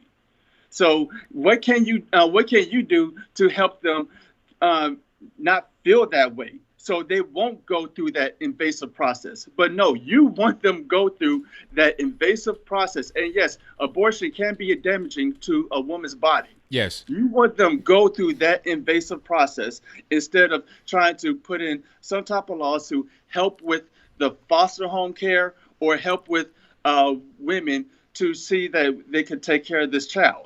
It's just like with the immigration law, that the main problem that the Democrats have with the immigration law is that it's too strenuous for people to get citizenship. But what's their logic to solve this? Have open borders. Why not try to work with the immigration laws right now to see what you can do to bring in more qualified people? No, the thing about the whole the abortion thing that he was talking about, their argument of kill him now and kill him later, he's admitting that you actually have a baby in there. Because a lot of these Democrats, they'll say, "Oh, it's not a baby until the baby is born, or it's a clump of cells, or whatever." They're not even going to recognize the humanity of a baby in gestation. But he knows, like he's telling you, he's being honest. He's like, "Well, I know it's a baby, but so what? Kill it." That's where he is, and that a lot of Democrats won't tell you that, but I think a lot of them know that in their heart of hearts, because once you dig down into it, then they'll start to say stuff like, "Oh, are you going to take care of the baby? Are you going to adopt these babies? Wait a minute. I thought it wasn't a baby. Like, so which one is it? Is it a baby or not? You tell me." But once you really get down to the core of their argument, they know that they're killing the baby, but they don't really want to tell you that from the beginning. They'll say it's a clump of cells, this, that, and the third. Yeah, exactly. And what I hate the most is that when you're talking about issue of life, because that's the issue you're talking about is life. They want to go beyond that. It's like, well, you don't want to take care of the kid. We're not talking about that. We could. That's a separate issue. And yes, yes, for people who are protesting against abortion, yes, they do also provide, donate to organizations that could that will help women to take care of the children. Mm-hmm. Okay. Yeah. So but yet though, you want to move beyond that topic and go on to something else, but you don't want to stick with the topic of killing a child. That's right. Yeah. And on top of that, this past election in November in Virginia, you had this Republican, Asian guy that's running for the Republican office. His platform was to give maternity leave. And I'm thinking to myself, if people read his platform, they would probably vote for him. Because one thing that the Democrats argue about is that, oh, well, women don't have maternity leave, therefore they don't have any way to provide or help raise their kid, raise their baby. Mm-hmm. But yet, though, you have this person that actually wants is talking about maternity leave and as well as paternity leave, and you didn't want to vote for him. So what do you really want? Do you really want to kill the baby, or do you really want to help the mother raise the child? Right. It's crazy. Yeah. So anyways, oh yeah, with the last one with the Cory Booker gun license. So you want the government, the federal government, to have control over guns. Mm-hmm. And just think. Okay, so just think. I can ask this question to the people. You don't trust Donald Trump, right? Of course. You know who? You know who else didn't trust the government? The founding fathers. That's why they put in the Second Amendment. That's a good point, because they're saying that they want the government to have control. You want to talk to the federal government, where who's the big dog at the federal government is Donald Trump. He's going to be the guy. So if you don't like Trump and you want him to get out of there, why would you hand over power to him? And then if he decides, or when he decides to, after term number 2, when he wins again, when he has to leave, it'd be Pence, it could be Ivanka, it could be anybody to come in there and take his place. So Are you going to want to trust them? So it makes no sense. People give the power in the hands of who they hate. So I don't understand, where's the logic in that? Yeah, and you could ask them this question. Well, why don't you trust Donald Trump? Because I believe he's a tyrannical president. Oh, so you know what? The founding fathers think that a person could be a tyrannical, to turn into a tyrannical dictator or power in government. That's why they put the Second Amendment. So make sure that if you have somebody like Donald Trump, in your view, you could protect yourself from the government. That's right. So anyway, thanks for taking my call. Thank you for the call, man. Definitely appreciate you. All right. Bye.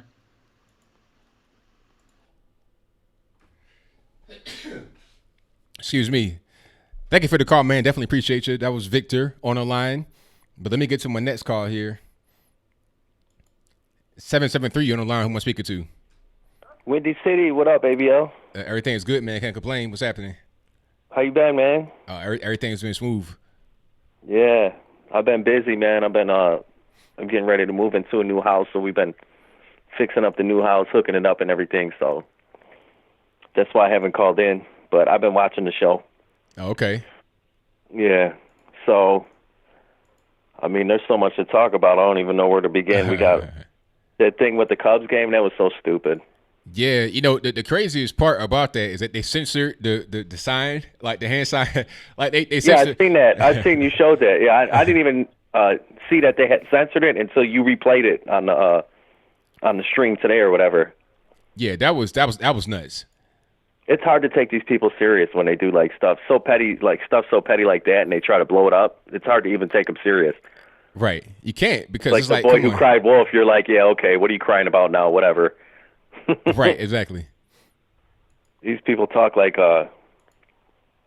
living in America is like literally living in hell. Right.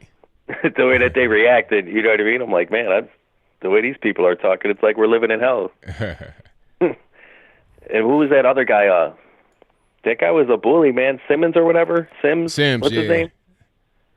See, but this is the problem that I have. Like, as a leader, especially like in the government, I don't care what you're doing, but if you're a leader, that's kind of like more.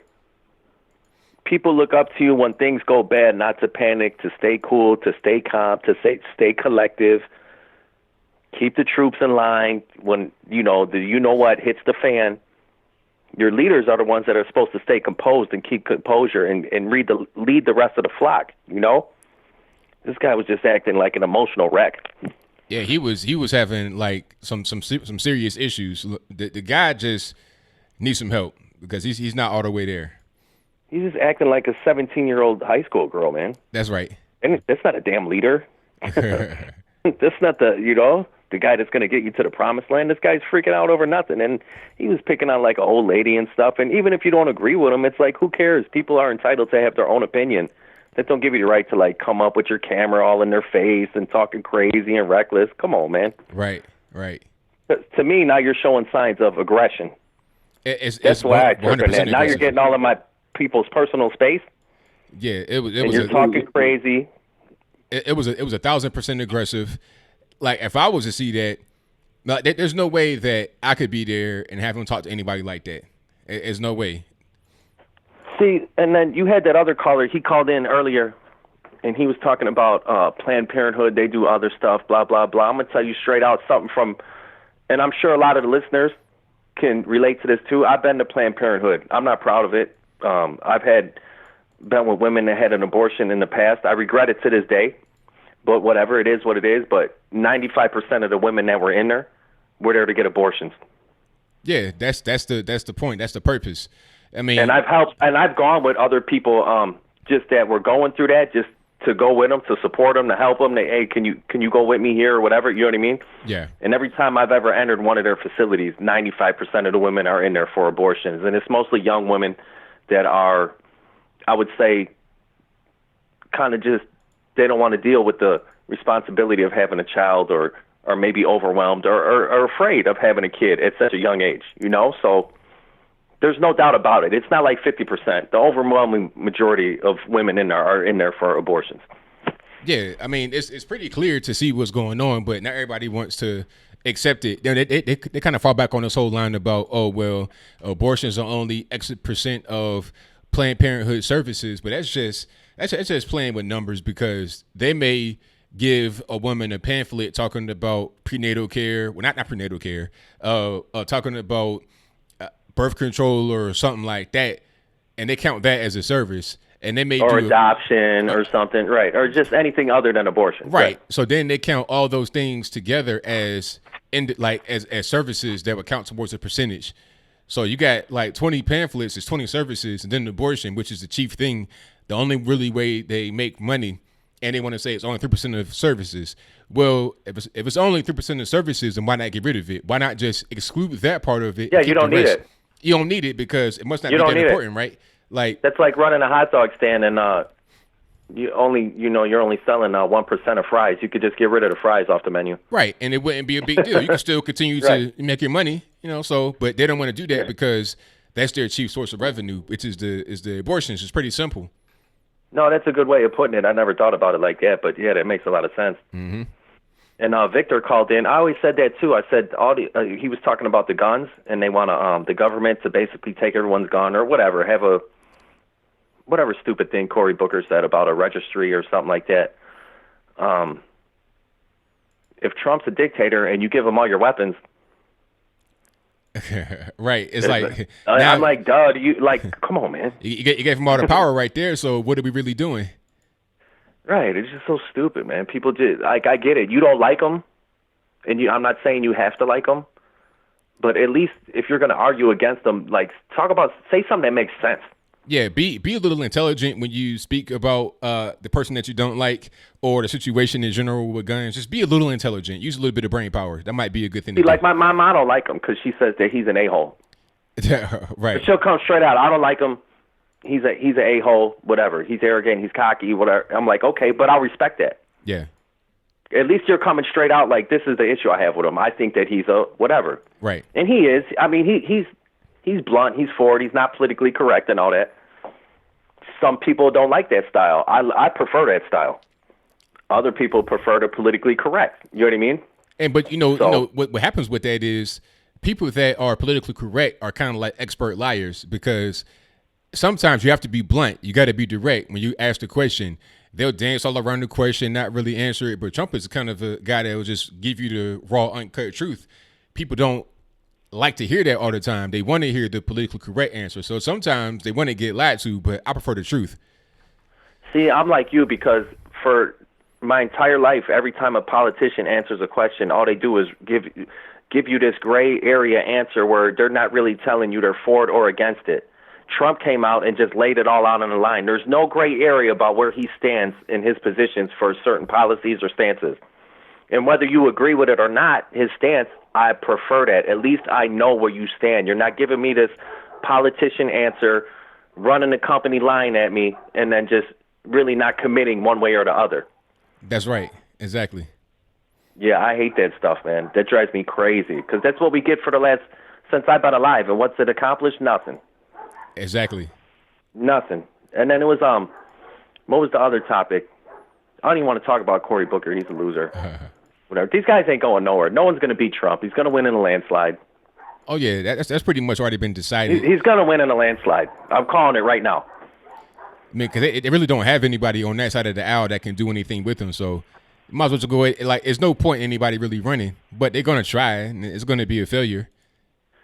The other thing, too, is that, yeah, because they're throwing them all out there, and they're going to try to see whoever could possibly gain some traction, and they're just going to dump everything in the kitchen sink behind that individual just because they hate Trump that much. They don't care who it is. Whoever, if someone starts, if it's like a Bernie or whatever, you know what I mean?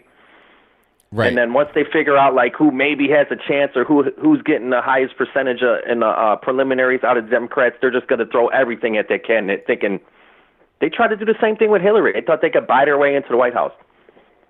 It didn't work. And, she had plenty of money, almost double the amount of money that Trump had, $1.3 billion versus $770 million. And she still got blown out of the water. Yeah, they tried to do the same thing with Beto in Texas when he went up against Cruz, and he almost got it. Yeah, I mean, almost. I mean, the thing but about I think he had the most money spent ever in a race for what was it, governor or Senate or governor? Senate. Senate, yeah. Senate, I'm sorry. Yeah, it was a lot of money spent. I think the same thing was going on with Stacey Abrams in Georgia. Like the people on the outside are trying to put so much money into the situation to make these people win, but they don't understand that the money just is not really going to be able to get it over the hump. People that vote, the money is not going to affect them that much. They want to get their little puppets in that they can control and manipulate the system, and and the other one was that New York Times with the tax thing with Trump. Yeah. I'm telling you, like, I feel most Americans don't even care. No, they most don't. level-headed, hard-working Americans, if this dude didn't pay taxes or he used the laws that were on the books to his advantage, you know what people like us think, like you think? We're like, well, he's smart because the government's going to blow our money anyways. Exactly. I mean, that's what most Americans think. That's what the media has gone so far away from the people, just like the politicians have. They live in another world. most people are trying to find a way to do exactly what Trump did every time tax time rolls around. How can I pay less taxes? How can I keep more of my own money? I do. Yeah. I look for any loophole, any way to pay the least, any way to get the most amount back. And if you don't, you're an idiot. That's just my opinion. Like, nobody's going to just voluntarily give the government more money. Like, here's a donation. Even people that talk about, oh, I should pay more taxes, like Warren Buffett. Okay, if you want to pay more, just write a check for more. Don't try to take advantage of these tax loopholes. Nah, just give more. Yeah, there's no law saying that you can't give all your money to the government. Yeah, exactly. I've worked for the government for over 10 years, ABL, and there's nothing but fraud, waste, and abuse all over the place. So to think that they're going to take over the healthcare system and not screw that up, or anything they touch, they ruin. I'll just be honest with you. The VA healthcare system is not doing very well right now, even though AOC was talking about, oh, it's great, it's fantastic. She's so ignorant. She's whatever. Yeah. They just seen a thing, because I was going through, Mark Dice does videos in the morning and stuff. I was going through there.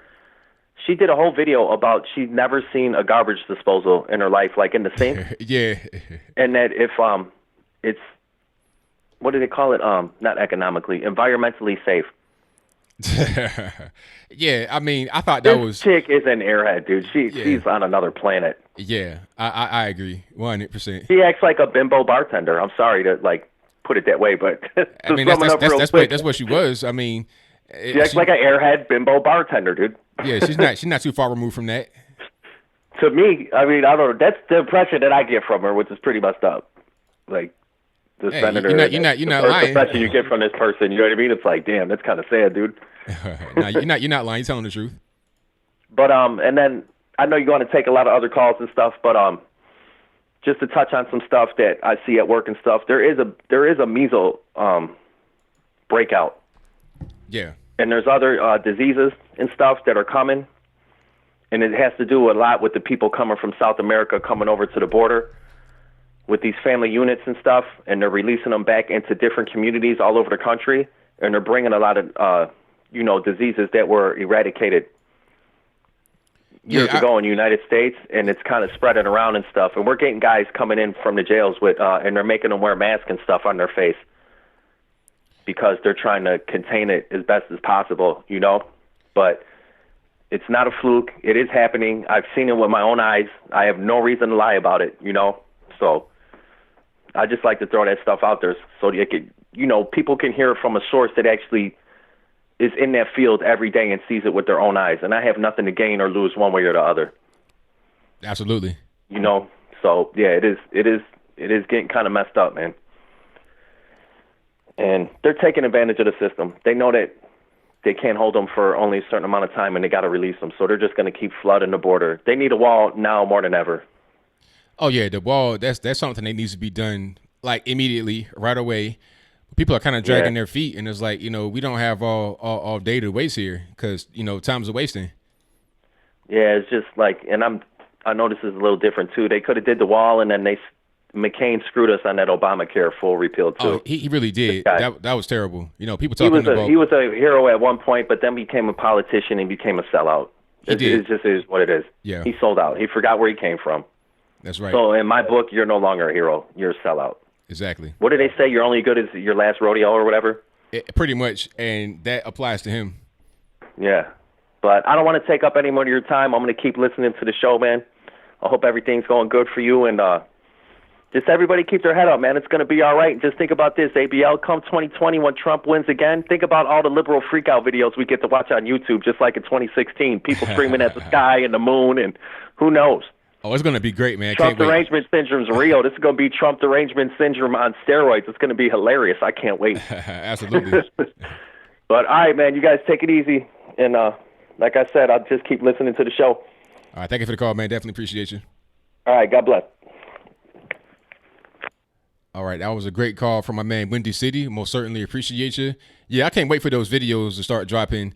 All these people getting triggered, getting butthurt, and upset that Trump has won yet again. I can't wait. But let me get to my next call here. 832, you're on the line. Who am I speaking to? Hi, it's Felicia. All righty, what's going on? Hey, do me a favor. Turn your speakers on in the background for me if you can. Okay, I think I'm trying to. Hold on. I'm watching on two different phones. wanted to call in at the same time. Sorry. Okay, that's all right. I just had a question. I've kind of gone way too deep into the rabbit hole, but I was wondering if any new information about Ruth Bader Ginsburg has come out. I've Have not you heard seen anything? I've not heard anything. I've not seen anything. I'm still wondering, where is she? I don't really know. I've not really seen you her. think she would be back on the bench by now, but not yet. You would think she'd be back, but no. I mean, I feel like at this point, she needs to go ahead and retire if she's still with us. If she's still, Nah, she kicked the bucket. She kicked the bucket. Gone. She gone. I think so. Okay, so I had another question. So, I guess I've always been a conservative, but I've recently finally admitted that I'm a conservative, and I'm finding out I'm getting a lot of. Sorry, I should mention that I'm also Black, and I'm finding that I've got more racist discrimination from other Black people for being conservative, even my own family members that have the exact same values. And I'm wondering how the best way to wake up your family members. Well, you really can't. All you can do, okay, I'll take that back. You can, but at the same time you can't, and I'll explain. You can't actively go to them and be trying to tell them certain things and trying to convert them that way, because they're not really going to want to hear it, especially people that have already, they're adult, they're grown, they got kids, grandkids. They ain't trying to hear what you got to say. They've stuck in their ways. It's hard to teach an old dog new tricks, but people that maybe they're kind of open-minded and kind of listening to certain things, and they're kind of searching just by you being you and not expressly trying to tell them things. They may observe you and then feel confident about coming out of the closet, so to speak, themselves as conservative. But as far as actively trying to convince them to do it, I wouldn't go about it that way. I would just kind of lead by example, and then they may follow. But that's all you can really do. Trying to convert them actively will just make the tensions worse. This is true. I've been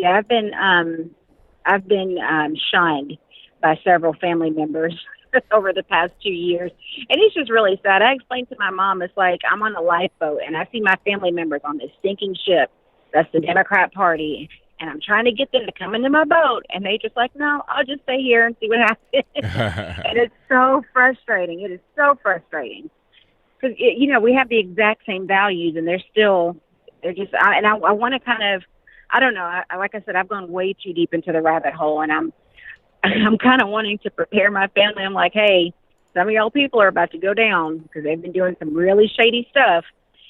And I just don't want to see them get into the Trump derangement syndrome, the liberal pathogen. I don't want them to go too far off into the deep end and thinking that it's all, just a conspiracy, because, people can't be tried for treason without evidence.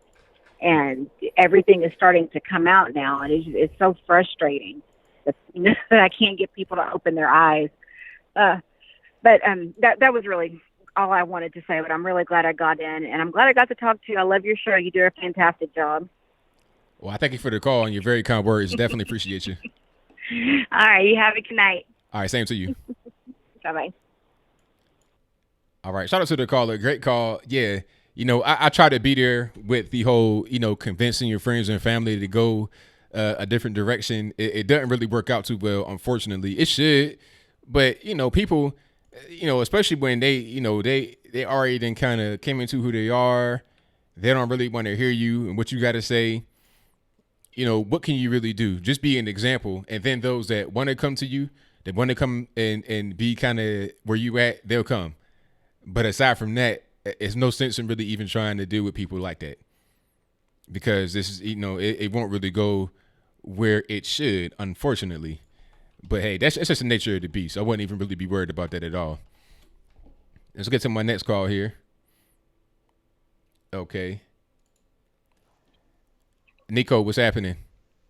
Hello, Anthony. What's up, man? Guess what? Hey, look at that. You know what that is? I can't see you, boss. Your screen's not on. Oh, hold on. Give me a moment. All right. Give me a moment. Hold on. Okay, is my screen on now? Yeah, I can see you. Look at that. Oh, wow, Space Needle. Hell yeah, I'm in Seattle right now. All right, but I just want to say, yes. So far, I'm going back home tomorrow. But I just want to say, what's up with you, man? Oh, everything is great, man. Can't complain. I see you having a good time out there in Seattle. Looks like it's a nice day. Oh yeah.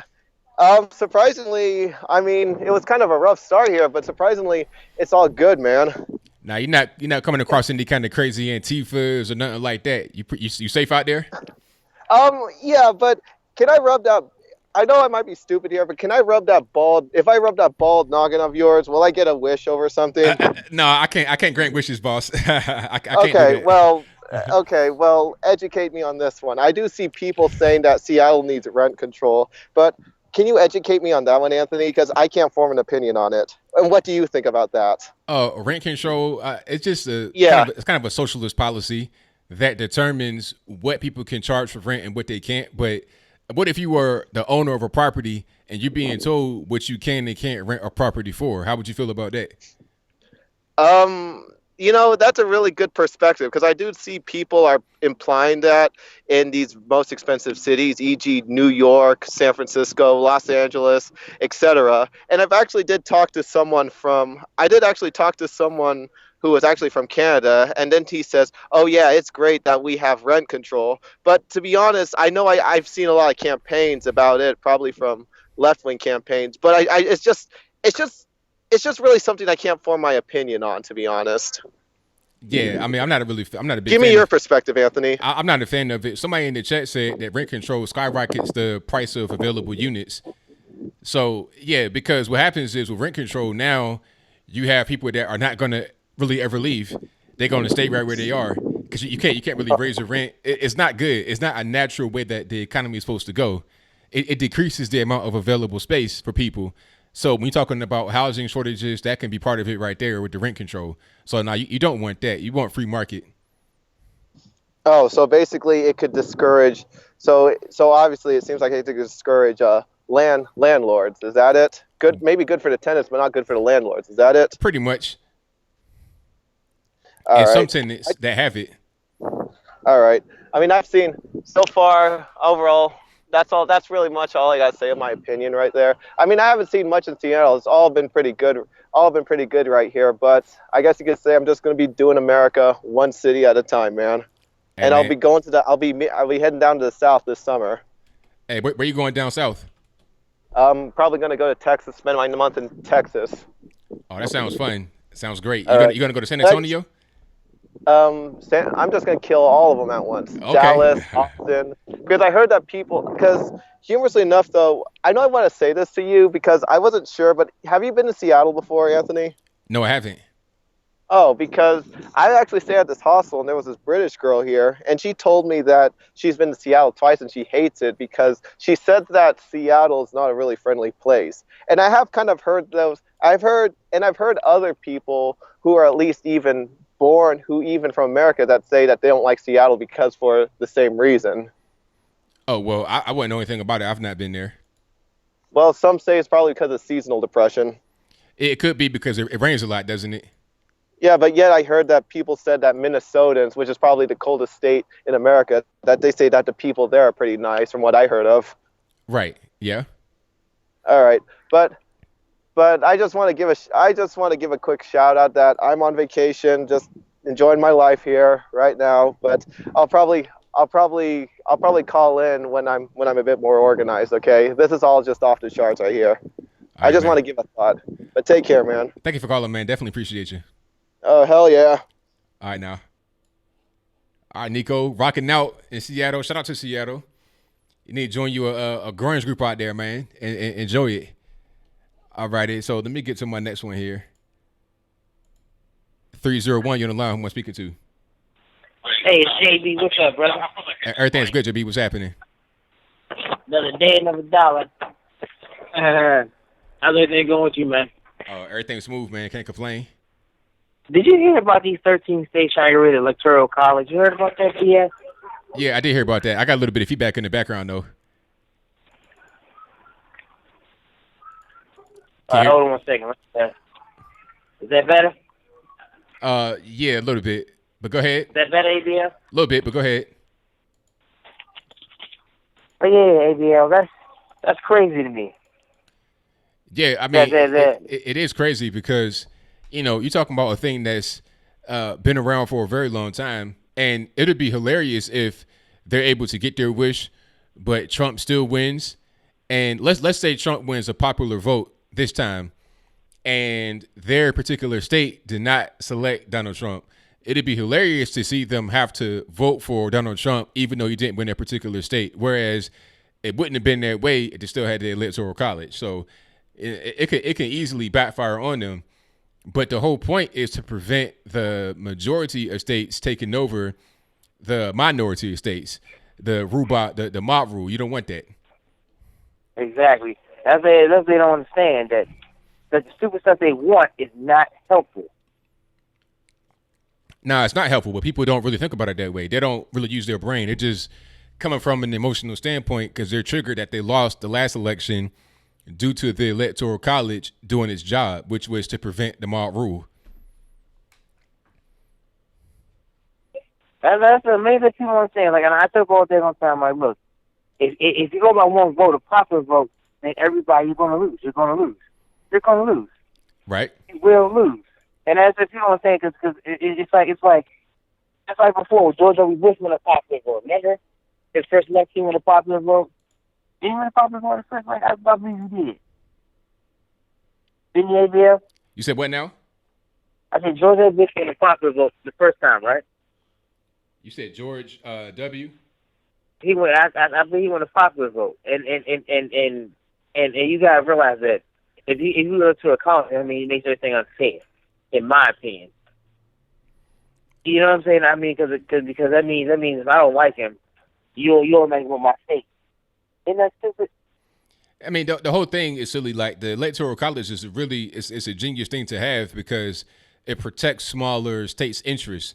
Because without it, I mean, you could it's no point in going to West Virginia or somewhere like Arkansas. There's no point to go there. You can just go to California, Illinois, Florida, New York, Texas, and that's it. And bring your campaign that way. Exactly. And then you go to the state you're going to win. It doesn't make sense. Yeah. And that's people don't understand. And also, great video on that guy, the black guy for the Senate. He said, what did he say? He said, George Bush going to win. Trump's going to win again if you guys try to impeach him. Yeah, it's Al Green. Yeah. Yeah, I mean that's his point right there, and Nancy Pelosi is saying the same thing. If we go out there impeachment, he's going to win because we have nothing on him. Right. I mean, they really don't want to admit it. They don't want to come out there and say it, but that's what it is. That's why we keep having all these investigations, quote unquote investigations, because that is the only way you're going to really be able to beat Trump. That shows they have no confidence in their field. They know that nobody from that little group can win, and it is what it is. They're going to lose if they can't get all this corrupt dealings done. And then really that shows that it's corrupt from the beginning. It's not done in good faith because you're not really doing it because you think there's an impropriety going on. You're doing it to try and get Trump out of office so you're able to regain power in the White House. Exactly. And guess what? You're not going to win. And then because anytime you do something underhandedly, it is proven Hillary Clinton. You can't win that way. Like when she did Barack Obama, and people don't understand it. She's the one who brought up all this mess about Barack Obama not being United States citizen, but nobody wants to admit that. Don't nobody want to talk about that. I remember when that happened. I remember watching the campaign in 2008 because I wanted to vote for Barack Obama. I was like, he's got to win. I remember being kind of triggered because she brought up the whole thing about him maybe not being American. It's like, what you mean he's not American? I remember that back then. So now all of a sudden it's Donald Trump that is to blame. It doesn't make any sense. I know. That's what I understand. And the same is trying to turn on Barack Obama. You notice that the Democratic Party's trying to turn on him. I've not really seen that. They're trying to turn on him for real. Yeah, they put out articles about him. Not his legacy was pointless, and how basically he's trying to destroy his character and everything. And I was trying to tell us, I said, look, this is what they do because they don't have anything. And guess what they do? They start. You ever heard something? They start to eat their young and start self-imploding. That's the Democratic Party. They're self-imploding. Wouldn't you agree? Yeah, they do that. That's something that they've been doing for quite a while because you've seen all these different kind of movements creep up all these people, your Ilhan Omars, your AOCs, everybody's trying to do their own kind of little independent thing, and people are fighting them. You got Nancy Pelosi talking about, oh, there's only like 5 people over there, and it's a lot of infighting. But to me, it's a beautiful thing because the longer they keep infighting, the more we have an ability to just come in and swoop up the remainder. You there, JB? Yeah, I hear you, brother. I hear you, brother, man. But yeah, I'm gonna let you go, man. I'm playing division. My bad. Trying to play with and talk to you. Sorry about that. Oh, it's all good. I'm trying to beat it, brother, man. But yeah, man. But man. But keep a good workout, brother, man. And you're doing a great job, man. And I just seen Lucas. Lucas already got 300,000 subscribers. I'm like, how the hell? What is he doing? He's going hard. He's a great YouTuber. So he's just putting in that work, and hard work does pay off. So shout out to Lucas, 300,000 strong. I'm proud of him. We told him how to go through. Oh, hold up 1 second. Did you hear about Candace Owens leaving the leaving Turning Point? You heard about that? Yeah. Why'd she leave? Well, I don't really know, but if you were to ask me just my opinion about why I think she's leaving, I think it's because as the director, she was director of the communications for Turning Point USA. In that role, she may have been a little bit limited because she got so much stuff going on. You're trying to do Brexit. You're trying to do speaking engagements. You're trying to do articles, op-eds, all kind of stuff. That role may have been kind of restrictive. And then also she's over with Prager University doing that show. So it's like you got so much going on. You may need a person to come in there in that role at Turning Point that's 100% dedicated to just that and not such a big megastar like Candace Owens is. So that's my opinion about why she left, but I really don't know. Yeah. I kind of figured the same thing because I was on the news. Everybody's from that they used the B word that sellout B finally got fired. I was like, why does it be out black people got overkill everything because something happens to somebody steps down. Stepping down doesn't mean you're fired, you morons. Right, exactly. And you know what? Candace Owens show's freaking awesome. I do watch her on a regular basis. Yeah, she's a very intelligent young lady. Yeah. She's a very intelligent young lady. She reminds me of like a female version of you. Yeah. That's why all of us kind of work together. We all kind of do things together because we got like minds. So shout out to her. Those people understand, man. And ABL, keep it good workout, brother, man. I've listened you since 2016. All the way from you when you was fighting that guy from TV1. What's his name?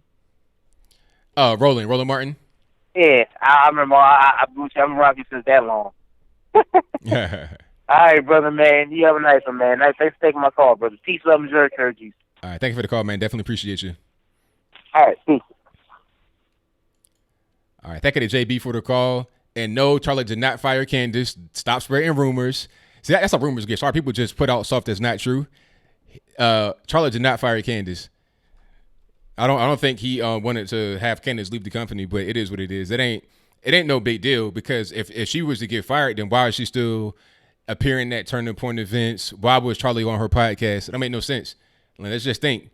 She's still going to be at Turning Point events up until I'm not really sure when, probably forever. And she's still going to do Brexit. And Brexit was not a Turning Point vision from the beginning, but a lot of Turning Point people are working with Brexit. So, people just don't know what they're talking about sometimes. But, hey, somebody said, do I have new merch? Yes, I do have new merch. Shout out to a super chatter? Hold on right quick. Let me see if I can see it. Thank you to a few super chats right here. I think it's Richie of the West who says, my gun rights is a bragging right, not a privilege. All right. Javier Leonard says, Democrats can't win without a platform based on emotions. That is a great comment. Thank you for that. And Kevin Duggan says, new merch check. Yes, I do. Let me pull up the merch right quick. Hold on. Let me just tighten myself up and get to the merch section. Let me see. I got one of my pieces coming in pretty soon that I have created. If I can find my storefront, hold on. There we go. Let's see here. Now, the new merch I have, is it on here? Okay, I need to add that, I think. Yeah, I do need to add that piece of merch. But one piece of merch I have is the We the People hat. And you can see that right here on screen. Obviously, you know, the Constitution, We the People. It's the same kind of typeface. This is a trucker style hat. I have on a snapback right now. This is the trucker style where the back is vented. Let me see if I can. Will it go over? But the back is vented. Matter of fact, hold on. I see it right here. There we go. So the back is like that. And I have that in black, blue, and of course red. Let's let the red load up. Hold on. All right, red don't want to load up. That's fine. Shout out to Teespring. But yeah, this merch should be right up under the actual video right here. And I also have the We the People shirt. And that is right here. So that's available in red, black, blue. And I also have the mug, blue, black, red, the women's style t-shirts for the ladies out there. And the same colors, black, red, blue. And also a sticker. So you want to put it on your vehicle, you want to put it in on your laptop, whatever it is, it's all good money. That's available in the 3.5 by 5 and the 5 by 7. The 3.5 by 5 is $5.99, and the 5 by 7 is $6.99. So that is a new merch right there, and I got some more stuff coming out pretty soon. If you have any ideas for merch, let me know in the box, comment box, also an email. But let me get to my next call. 702 Uniline. Who am I speaking to? Whatever it is. Hey, Anthony, it's Robert, Vegas. All righty, what's going on? Hey, don't be putting the jinx on it. What jinx? What happened? Come on, who was the last person running for office that could not lose but did? Are you talking about Hillary? Yeah. Oh, she can't lose. You don't have to vote. Oh, don't be putting that on okay. Trump. I got you. Yeah, you know what? I think that if we keep the same energy we had last time and same enthusiasm, then I think it's going to be a great victory. But we can't just, take the foot off the gas and not really go as hard as we did before, because that'd be something that'd be a grave mistake for sure. So I'm with you on that. I do agree. Yeah, I mean, I keep hearing people say he can't lose, and it just drives me up the wall. I'm like, oh man, this is gonna. Oh. But that was the only thing I wanted to call in about. I was like, oh, please stop saying that. You have a great night, Anthony. Thank you for the call. Definitely appreciate you. Bye-bye. And that's a good point, because, you don't want to get too overconfident, like you got it in the bag and not really do anything. You don't want to be ill prepared for the situation and then get hit with a shocker. But my question would be, who has a chance on that side of the aisle? Who really going to be able to come in there and actually do anything? That's what I want to know. I think it's going to be a tough road for anybody to come in there and do anything. But let's get to my next call. Nippin, what's going on? Not much. How you doing? Let me just mute the stream and turn off my phone as well. Yeah. So apparently now we need gun licenses. Well, by we I mean you guys. Yeah, apparently so. Yeah. Well, not yet. I think Cory Booker wants that, but we don't have that quite yet. Yeah, one person out of how many people in the Senate? About 100. 1 out of 100. Yeah, no. No. I bet a lot of Democrats won't vote with him either. Probably not, because it's kind of a non-starter thing. Yeah, and Candace Owens leaving the Turning Point. Yes. I just hope she's not leaving the right-wing movement. Nah, she's not. She said that she's going to continue to do Blexit, and she'll also continue to do events with Turning Point. She'll still be doing the same thing, just she'll be able to have more freedom to do more things. So, more crazy stuff going on in Congress. It's always something crazy going on. Have you seen anything specifically that's been happening? Yeah, I wanted to bring up something from last week about Kamala Harris getting power through. Getting what through? Getting power, buying power. I don't know. Like, what happened? Didn't she before 2017? She was complete. No one knew who she was. Put it that way. Oh, well, Kamala Harris has been propped up by the media because they want her to become the next president. No, no, just no. Hey, I'm right there with you. I'm not a fan of Kamala, but they, she fought her way into politics. I mean, she was a relative nobody until, she was appointed to a position of power by... Didn't she have an affair with someone? Yes, by the former mayor of San Francisco, Willie Brown. Yes, that's how she became popular. That is correct. She was dating him while he was married, and he even came out on TV and said that he appointed her to 2 positions of power and helped get her political career started. He admitted that on television. Yeah. I always called her a political prostitute. Actually, I take that back. She's actually an actual prostitute.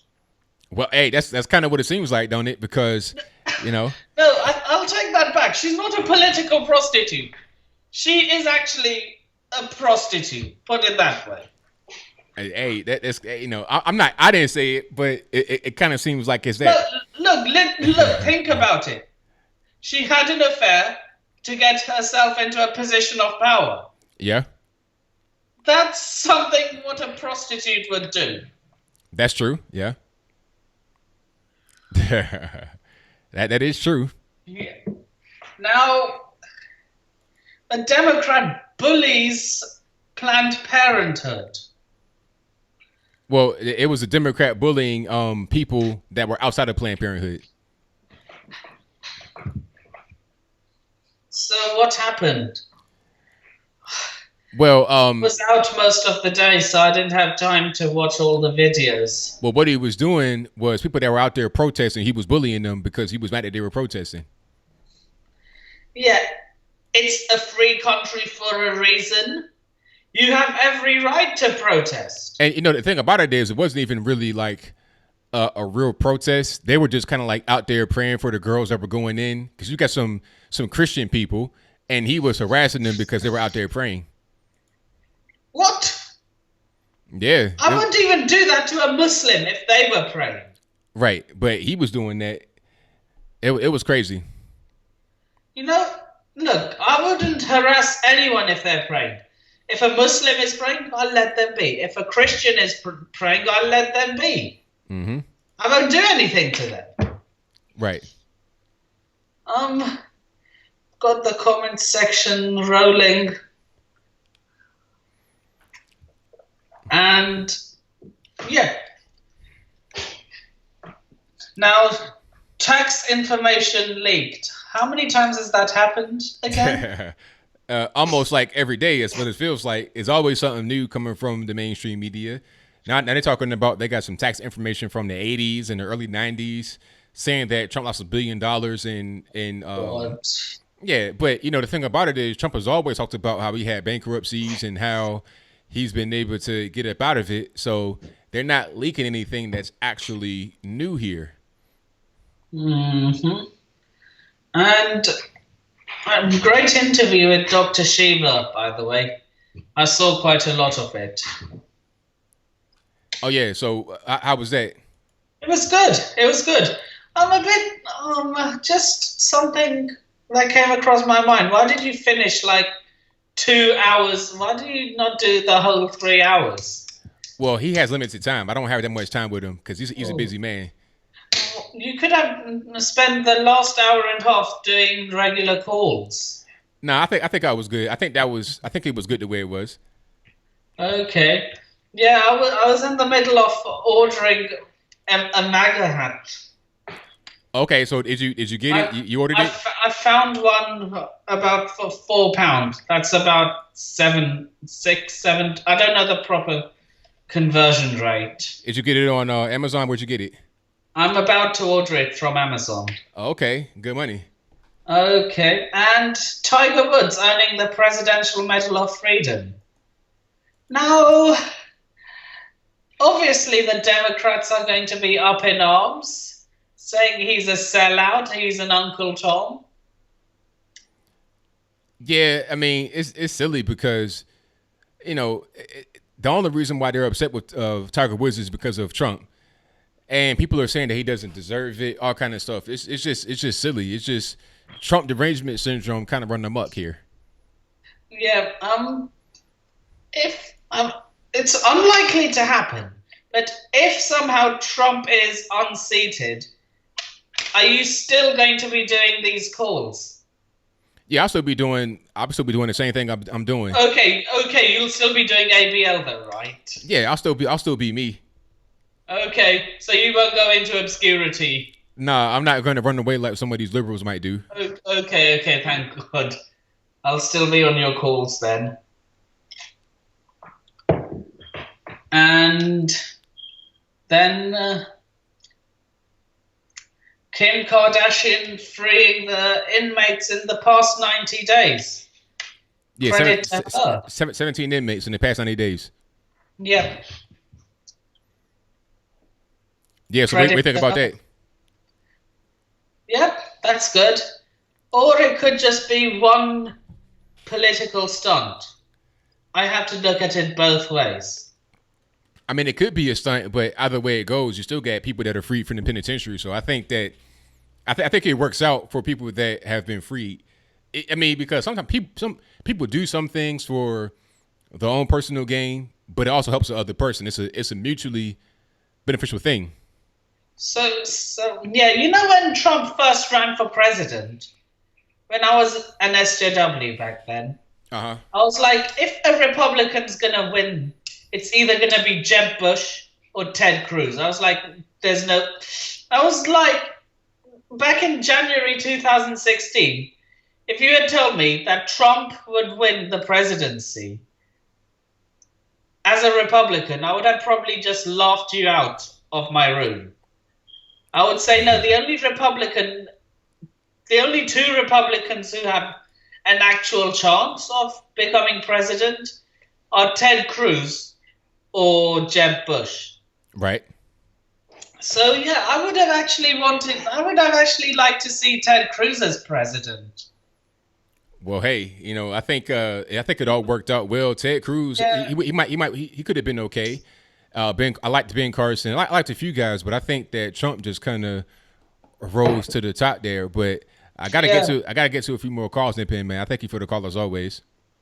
Yeah, I just wanted to say one more thing. It's ironic that Ted Cruz didn't get a role in Trump's administration, while a lot of other Republican candidates did. Well, I mean, you never know. Maybe he didn't want it. Maybe there wasn't a fit for him. Who knows? Yeah. Anyway, it was nice catching up with you, ABL. Oh, likewise, man. Thank you for the call. I shall see you on Sunday. All right. Well, Saturday for me, Sunday for you. Got you. Yeah, pretty much. All righty.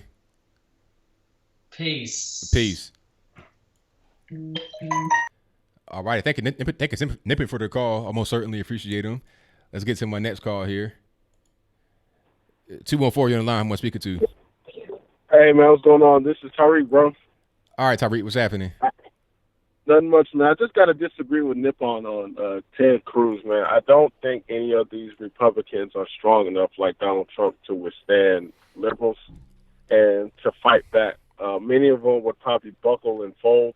I just don't see Ted Cruz as some guy standing up, fighting against liberals. The way Trump uses his Twitter. I don't see Ted Cruz doing any of that. I also think he'll be a war hawk. No, Ted Cruz. And shit, the thing about, we have to get out of this mindset. I think this is where some conservatives fail. They just think that any Republican is good. This is what leads them to always elect people like, Mitt Romney and John McCain and Jeff Flake. We have to get out of that mindset that just because they're Republican, they are good. No, they're not. They're just rhinos. You know what I'm saying? We got to start looking at their voting records, what they stand for. We can't have these dull Republicans coming up. They don't do anything. You know what I'm saying? They try to please liberals by being politically correct. And, you see what's happening on college campuses, how conservatives are being censored now. Conservatives are being censored on social media. Like, we can't have these dull, weak Republicans. Like, I'm not calling Ted Cruz that way because he's good as a senator, but as president at this point, we need someone like a Trump who's a fighter. Like, we can't go for these media core Republicans. So, we really got to get out of that. Like, seriously. And another thing is, y'all touched on Candace Owens. And, I just think we should stop talking about the Holocaust and Hitler. It's over. We learned from the history. There's not a Holocaust coming up. There's no Hitler in the rising. Nazis, you can't even be, to be a Nazi is career destroying. You know what I'm saying? Even real Nazis that are living who may be 90 some years old, they're in hiding because if they get caught, they will be flown to Israel and probably executed. So, I just think that I just feel like it's a topic that gets people in trouble. And, I think Candace Owens, I didn't think she said anything wrong, but it's just the hysterical. It's like you say something about Hitler. It don't matter what context you put in. If it's somewhat sounds good, your career is done. Now, luckily, she didn't say much, but I just feel like just stop. We got to just stop talking about World War II and Hitler and move on. You know what I'm saying? It's just getting too many people in trouble, and now she had to leave Turning Point USA. I think it was largely because of that. I don't think that was really the reason, because it's always somebody saying something like Charlotte Curtin said a lot of things, she said a lot of things.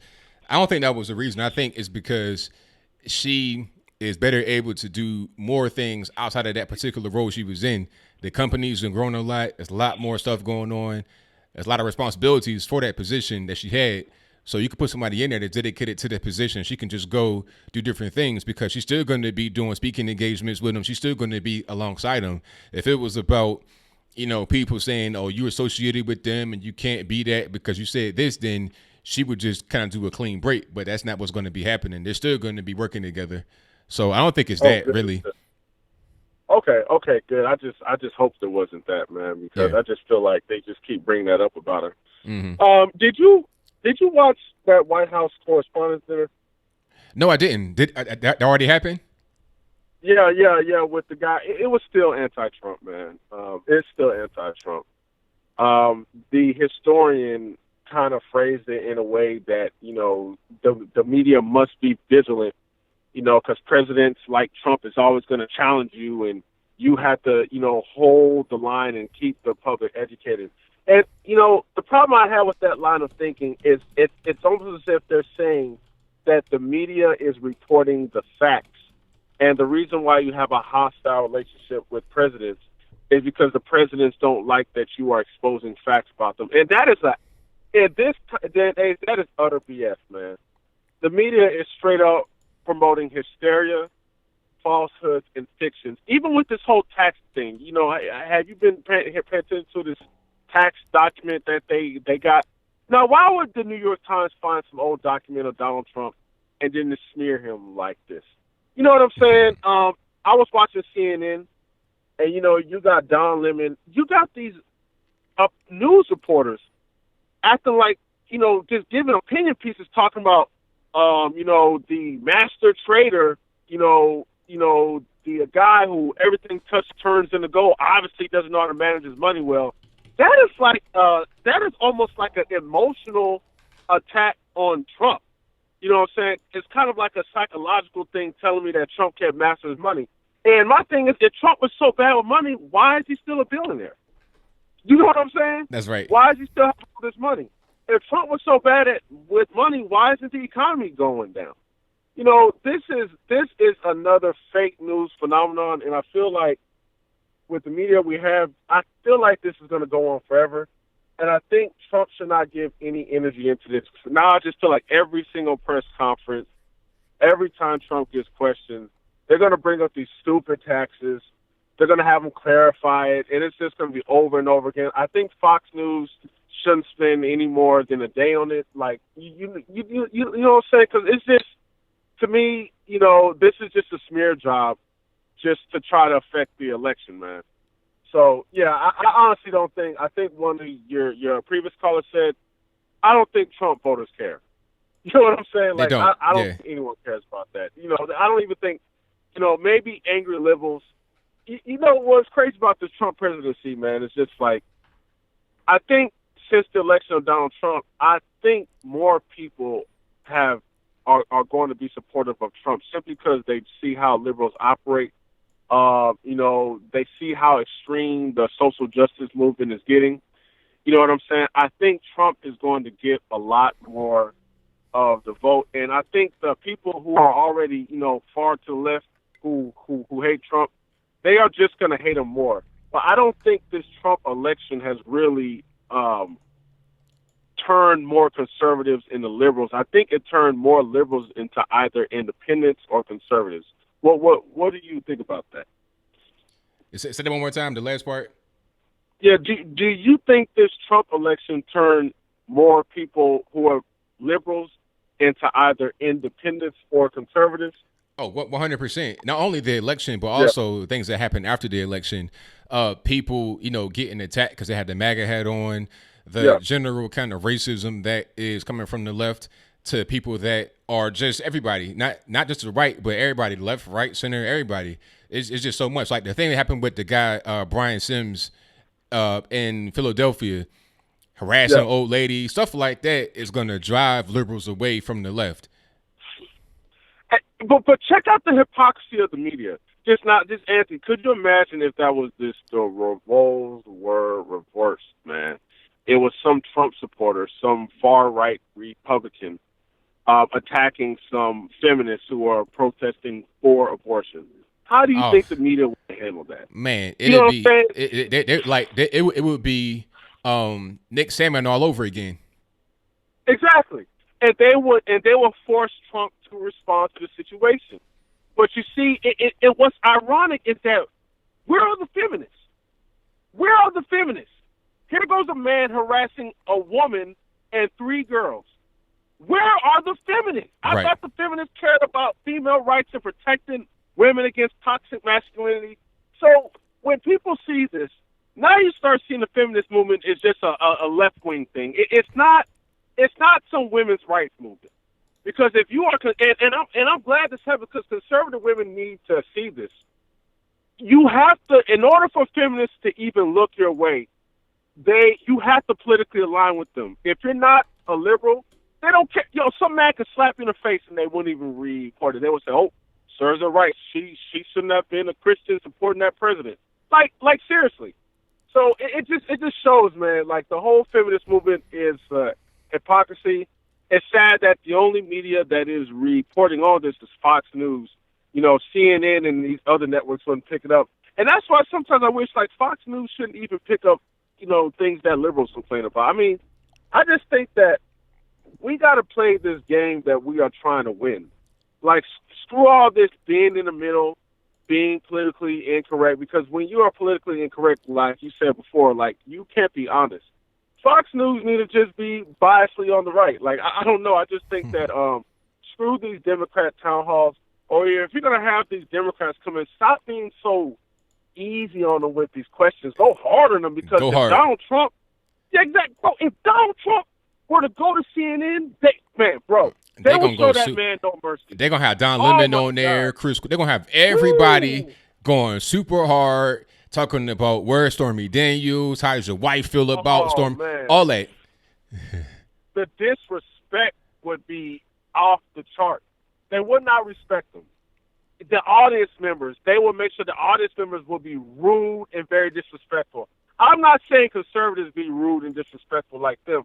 I'm just saying, go hard on these liberals, man. Like, we got to stop playing this game. And I think, we got too many rhinos who are just sleeping on how liberals are taking over, man, because I feel like even though conservatives, we got the White House and we got the Supreme Court, like the liberals, man, they got control over the majority of the media, academia, Hollywood. These are the things that socially engineer people, and I think that's why they want young people to vote at 16, because I feel like a lot of young kids, they watch a lot of TV. I think a lot of them are liberalized. I don't know how many young kids. I just feel like a lot of youngsters gravitate towards the Democrats. And I think somehow the conservatives have got to somehow create some movement to get young people excited. Because young people are all on social media talking. They are all online. If we can get those young people to become active, man, I think that would really help conservatives sway the power, at least not all the way to left, but at least in the middle where it's balanced, man. But anyway, man, that's all I wanted to say, man. Thank you for the call, man. Definitely appreciate you. All right, man. Take care, boss. All right, now, same to you. All right, thank you to Tariq for the call. Always a fantastic call. I most certainly appreciate him. And hold on, I got super chats I need to talk about right quick. Hold on, let me see if I can pull them up. Nico says he's on the Space Needle right now. All right, Nico. Shout out to the Space Needle. Good time over there in Seattle. 1,000%. And the number to call is 434-658-1220. Thank you all for being here. If you're just now joining or you've been here for a while, whatever the case may be, please give the video a thumbs up if you've not done so already. Let's get to the next call. 470, you're on the line. Who am I speaking to? Hello. Hey, Anthony. How you doing? I'm all right. How are you? I'm good, Anthony. I ain't talked to you in 2 shows. You ain't want to answer my call of the show, Anthony. Hey, I can't do nothing about that. I ain't talking about when Dr. Shiver was on there, but I called you and you ain't even answer the phone, Anthony. Hey, everybody can't get on. It is what it is. Mm-hmm. Whatever, Anthony. How you been, Anthony? Everything's been fine. Everything's been great. I heard Nippy when he called in with his nice aqua sweater on, Anthony.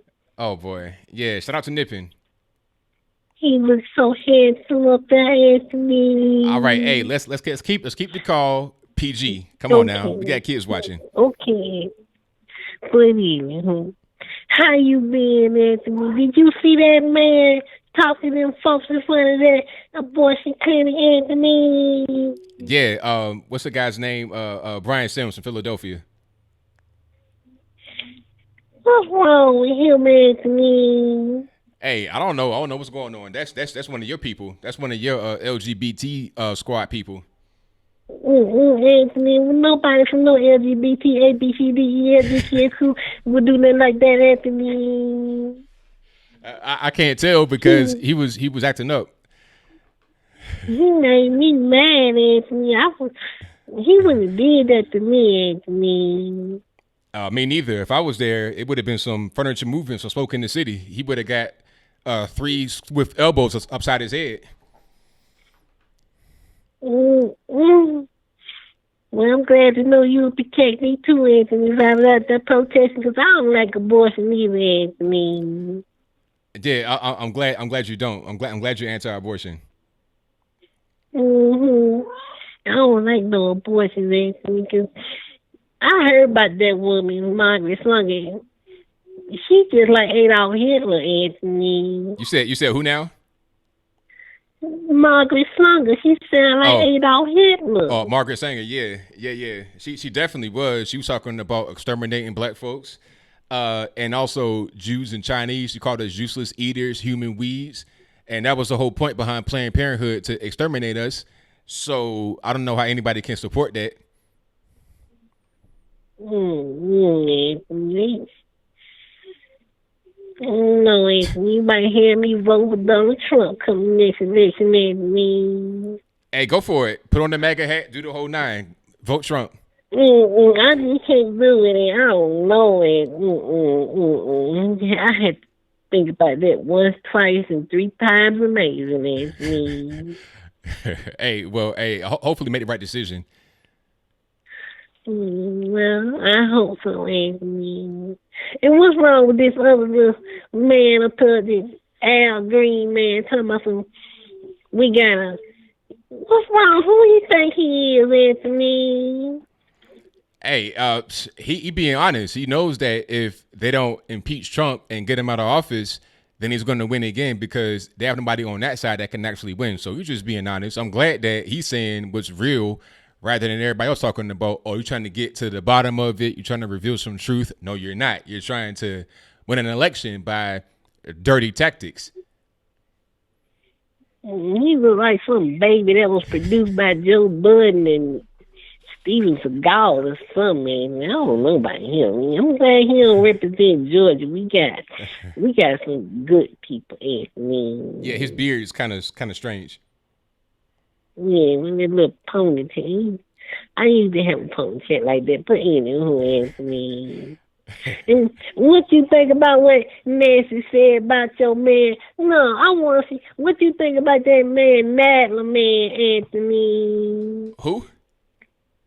That Nadler man. He said he gonna get Trump out of office. You know, he over that committee, Anthony. Are you talking about Jerry Nadler?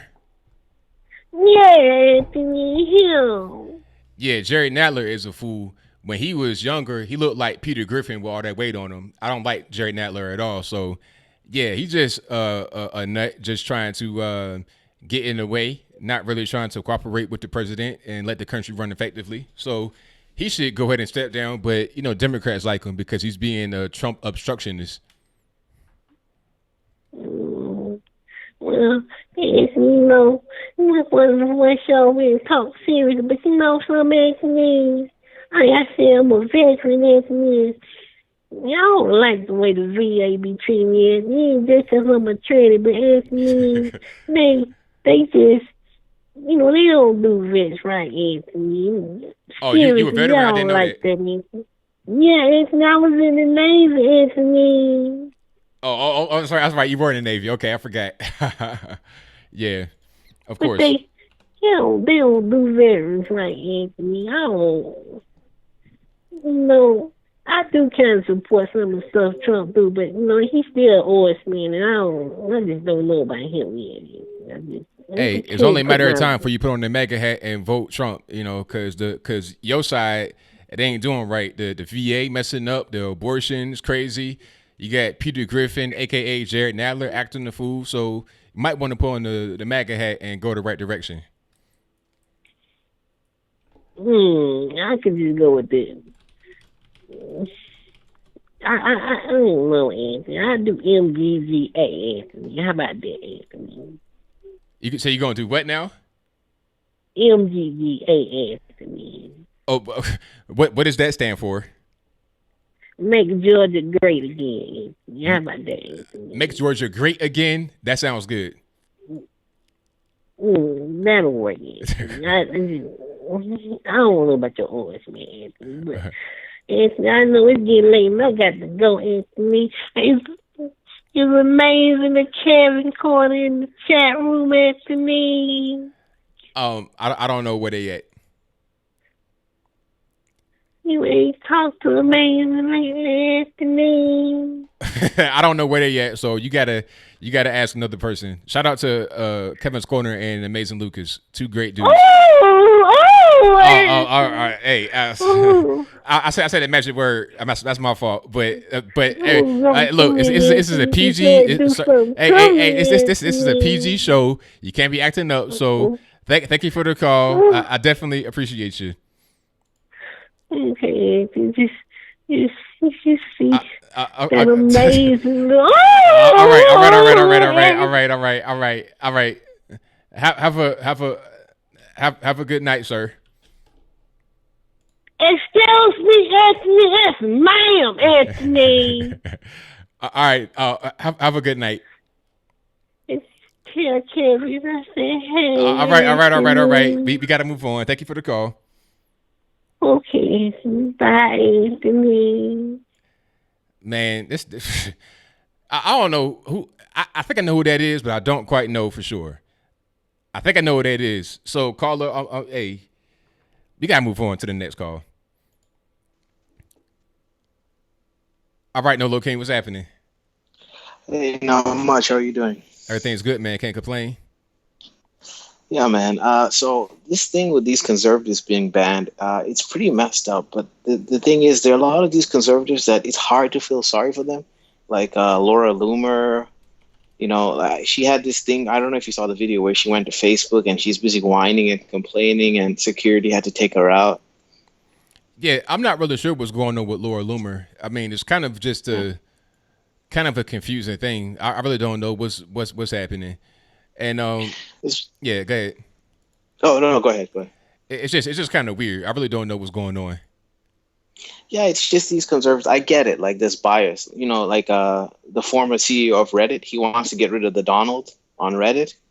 Oh, really? He's saying that it's a talk. Yeah, he's saying it's a toxic place. I guess there's a bias, but I feel conservatives, we gotta be sharp. We can't be trying to outrage all the time. We gotta have points, and because the left is just waiting for us. The left can get away with that. We already know that. Like Brian Sims, he's not going to suffer any consequences. But I just think on the right, these speakers, they need to be just like you're diligent and you stick to the points. You don't go around trying to outrage people and be controversial. You make a quip here and there, but you're not, you know what I mean? You're not insulting. And sometimes I feel people like Laura Loomer, I know I'll probably get some flack for this, but they kind of deserve it, quite honestly. Yeah. Now, sometimes people like Laura Loomer, they kind of go over the edge, and then they invite people to ban them off of the platform. I said that myself. I talked about Sargon of Akkad, which I regret. Mm-hmm. I don't regret doing it, but it kind of messed me up for a little bit because people came on and they tried to strike my channel. They tried to hack into my stuff. It was crazy. The so-called conservatives, but that's a different story. I know people like that. I understand, but see, you got some people that are like me, but they're the wrong skin color. You got a lot of white guys that can't really say what I say.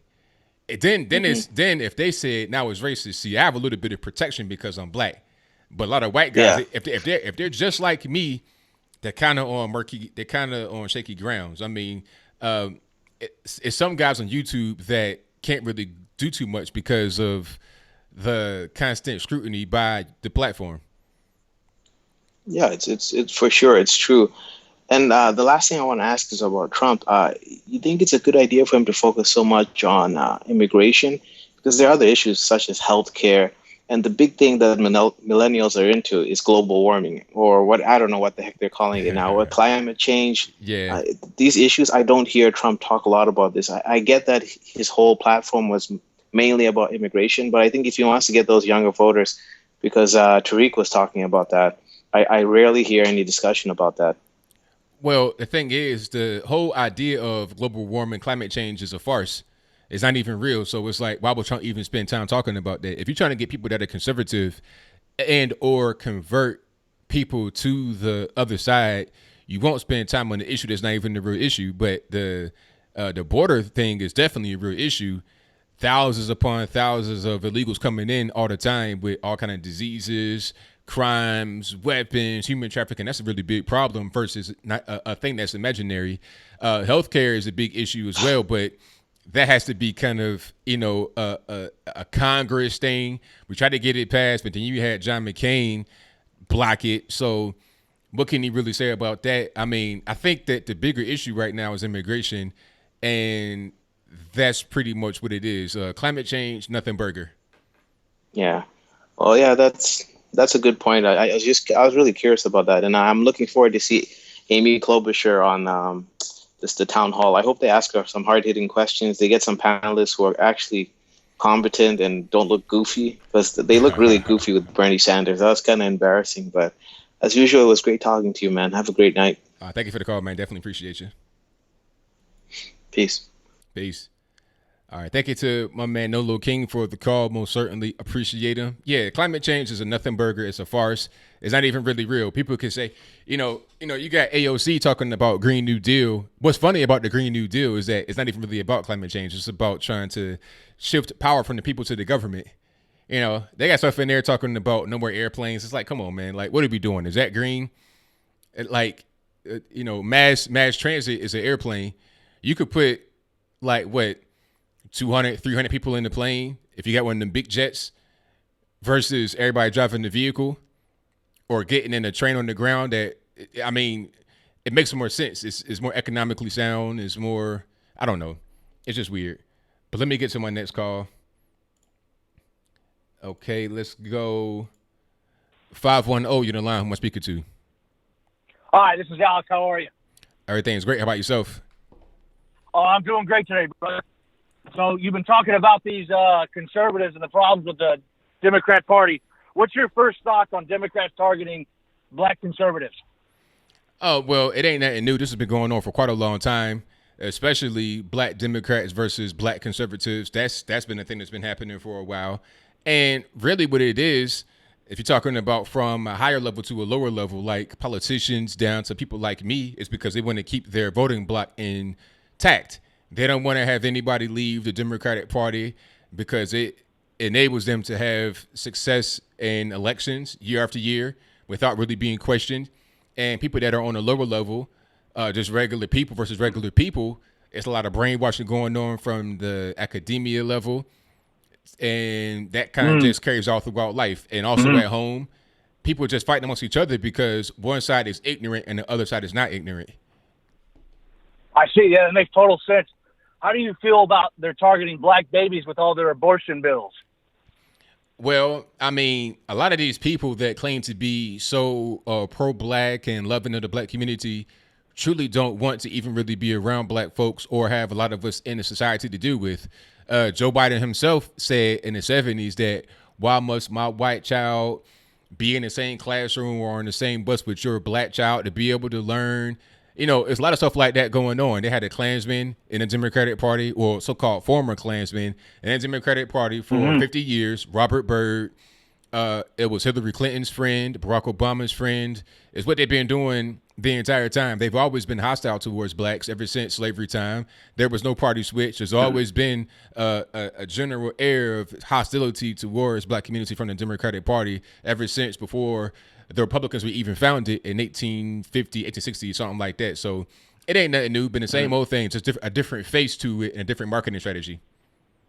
Oh, I agree. I definitely think it's going to be segregation that leads to our destruction.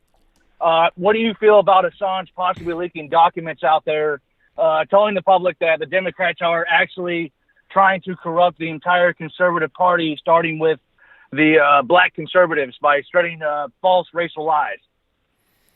Well, I mean, if he's able to come up with documents like that, I wouldn't be surprised. Not at all. I've seen a lot of that happening just on my side of things. Kind of in the background, I've seen stuff like that happening or attempting to happen. You got some black conservatives fighting amongst each other. You got people in here that's not really conservative. People that's trying to like just sway people away from us and trying to influence things, kind of like moles. I've seen that happen a lot. But the problem is that they're easily found out, and we know what's going on just on the ground level. So I wouldn't be surprised. I would kind of be validated if that was to come out. I agree. I definitely 100% agree with you. How do you feel about Donald Trump's role in this? What do you think he can do to better reach out to his constituents, in particular the black conservatives? Just do more things like we had last year at the Young Black Leadership Summit. You know, host us in the White House, have an open invitation, talk to people that can actually make a difference. He had 100 HBCU, that's historically black college university leaders at the White House. You know, just recognize these things, have more of us, have people like, what's her name? I forget her name. There's a black woman on the staff. Katrina Pearson, I think her name is. Have people like that. Yeah, it's Peterson. Yeah, it's Peterson. Go ahead. Yeah, people like that on the staff. Keep a connection with Diamond and Silk, Brandon Tatum, Candace. People like that, have a connection with them. Speak to them as he does, and just have a open line. Be accessible. That's one thing that Barack Obama wasn't really doing. He was not that accessible, but Trump is more accessible. He'll give you an ear. So keep doing that and keep being the real guy. Don't back down and don't let the Democrats shape the narrative. Just be real and be honest, and you'll be able to get more of us on your side. Oh, I definitely agree with that. I definitely feel Obama was definitely the elitist representative of more the alternative agendas that are out there that we're hearing about. But why do you feel about the First Amendment? Oh, it's vital to. What is your? How far does it go? How should it be capped? What about these tech companies? Well, the First Amendment is kind of tricky when you're talking about the tech companies because you're talking about private industry, and you can't really. Mark Zuckerberg, Twitter, these other independent companies, they're regulating the speech that's not really allowing us to get out there, and they're what's the word? They're nerfing the black conservative outreach to the population. Well, you can't really dictate what a private company does because then that can be used in different ways. Because if the government comes in and says, okay, this private company must do this, then that can be used against other private companies in the way that I wouldn't like from the federal government. So I kind of want to keep the government out of the internet. I think Dr. Shiva, who I interviewed this past Saturday, had a good solution, which would be to introduce the government as a competitor through the post office. So if the post office they have the task of delivering mail, delivering messages, delivering information from person to person, and that's protected by law. Like you can't steal somebody's mail. You can go to jail for that. If they have those same kind of laws and restrictions, when you're talking about internet service on their end, they can compete with the private companies. So then the private companies will have to adopt more favorable practices to compete with the government. I think that would be the solution rather than just saying come in and dictate to the private industry what you must do, or just let them just do whatever they want to do while not being checked at all by any kind of outside influence. You know, I would like to believe that that's possible in our type of system, our anarcho-capitalist somewhat system.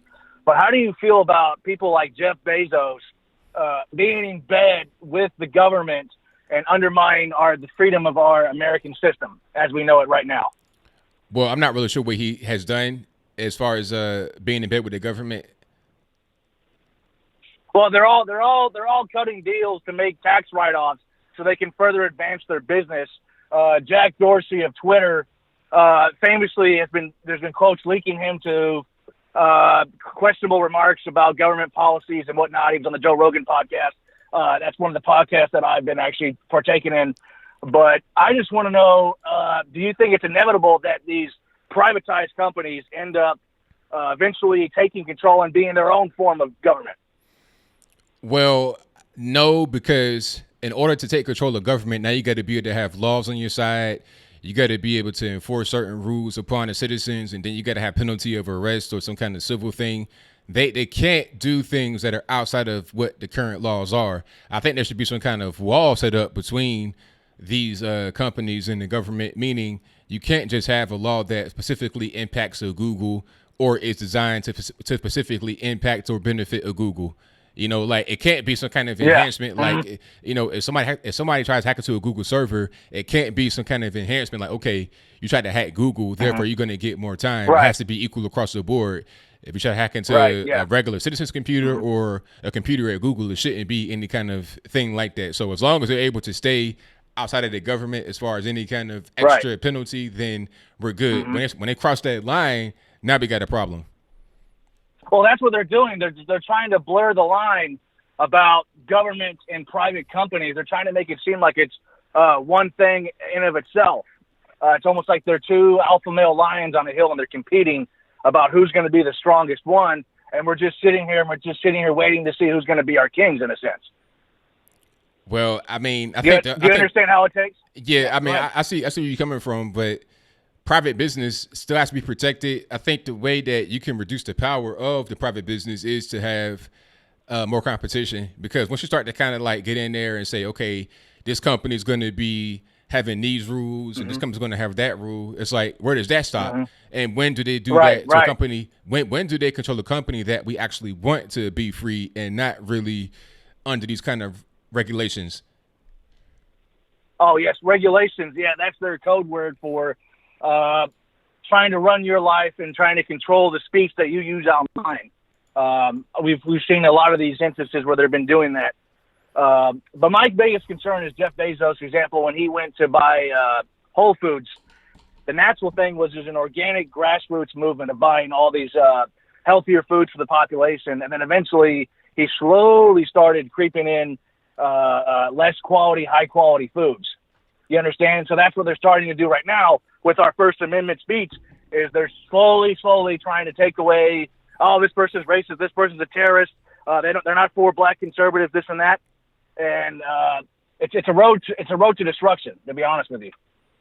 Yeah, I understand where you're coming from. I do. Yeah. So how do you feel about the Second Amendment? I mean, what is your caps on it? What is your minimums? I think the way that we have it right now is fine. I don't think that we need to do anything really to change what's happening right now. People kind of get mad at the whole bump stock thing, but I think that wasn't really anything to be concerned about. People that I know that are into guns more than I am say it's garbage because they've used it. And I think it was kind of just like a piece of red meat to give to the liberals so they can bite on and then just have that be the line. But we got to draw lines. We can't just allow them to do whatever they want and just take the guns away. I agree. And I agree. Yeah. So I think where we are right now is fine. We don't need to really go any further. You know, keep your handguns, your rifles, your shotguns, and we're good money. And I think that there should be a bigger focus on some of these states that are trying to restrict certain gun rights. They're trying to restrict magazine size, and they're trying to raise the cost of ammunition artificially. I think those things should be more of a focus. I agree. Yeah. I can't believe that they don't push the narrative out there. They're actually for the black conservative movement of gun laws were actually racist back in the day. If you were a slave, you weren't allowed to have guns. They were feared of a revolution. And the Democrats are supposed to be worrying about African Americans, civil rights, all these things, but they forget to tell people that about all this history. Right. Yeah. How do you feel about it? Yeah, I got to get to my next call here, but I'm going to answer this last question. I think that, people don't really understand history too much, and they don't know about it. And I think that there's a actual vested interest in that being the case. They're trying to hide these Confederate statues, war monuments. They're trying to hide them in museums or tear them down totally. So then people don't really know what's going on with the war. I'll say certain things about the war, actual facts that happened. People will say, "Oh, you're lying. I don't believe you." It's because they don't know. They don't have the information. People have vested interest in that. So if you keep people ignorant, you're able to control them and control the way that they operate. But I thank you for the call. I totally agree. I totally agree with that. Let's got one more to say, Anthony. I love your show. It's great. But the answer to 1984 is 1776. There we go, man. Absolutely. Okay. And drop the mic. All right. Shout out to the caller. Let's get to my next call here. And shout out to everybody calling. I appreciate you guys. All right, call you on the line. 737. 737, you're on the line. Oh, you hear me? Yeah, can you hear me? Turn your speakers on in the background for me, please. Sorry. It's because you gotta have good reaction time from calling. Mama, work on that. Okay. Hold on, let me get off my ride here. All right. Can you hear me? Still? Yeah, I hear you just fine. I do have all right, fair enough. All right. I have limited phone charge. I'm getting back home from the gym. I will still get some questions I want to get off my chest. Remember when I was the one person who said you want to fight youth poverty, ban illegal immigration. Now, how can we ban illegal immigration if nobody's doing jack about it? Like nobody's doing stuff about it. What can we do about that? Because actually, I do care about fighting youth poverty. In fact, I was a child technically born into poverty. Not poverty, but working class poverty. Okay, you said that how can we ban illegal immigration? Is that what you said? Yes, because how can we benefit the youth that's suffering under poverty? Okay, well, that's a pretty broad question, but I'll answer the first one first. It's already banned. Illegal immigration is already banned. The best way to prevent it from happening is to build the wall. And then also reducing the amount of visas that are given out, and also tighten up the restrictions upon getting a visa, because what's happening is a lot of people are coming to the country through the visa system legally. They come on a plane, and what happens is they overstay their visa. So they're illegally here that way. And also people are here illegally coming across the border on foot, in a vehicle, whatever the case may be. So tighten up the border Mm-hmm. and also tighten up some of these visas that are just kind of given out willy-nilly to whoever. Maybe have a better form of tracking people that are on these visas, and also to poverty. I mean, you're going to have some people that are in poverty. It is what it is, because some people don't have the skills. They don't have the intellect. They don't have the ability to raise themselves out of it. You got people that are on drugs, people that are drunks. So they're going to be there. And the best way for people to get themselves out of it is to gain skills and to gain education. Anywhere that's able to invest into more education is going to have a better chance of raising people out of poverty. Or if they're in poverty, they're better able to have a better life. Sometimes you have people that are in poverty, or according to the federal level, but it's not as bad as what one may think. In some of these rural areas, they may live in poverty, but it's not that bad. So that's probably the best way to go about it.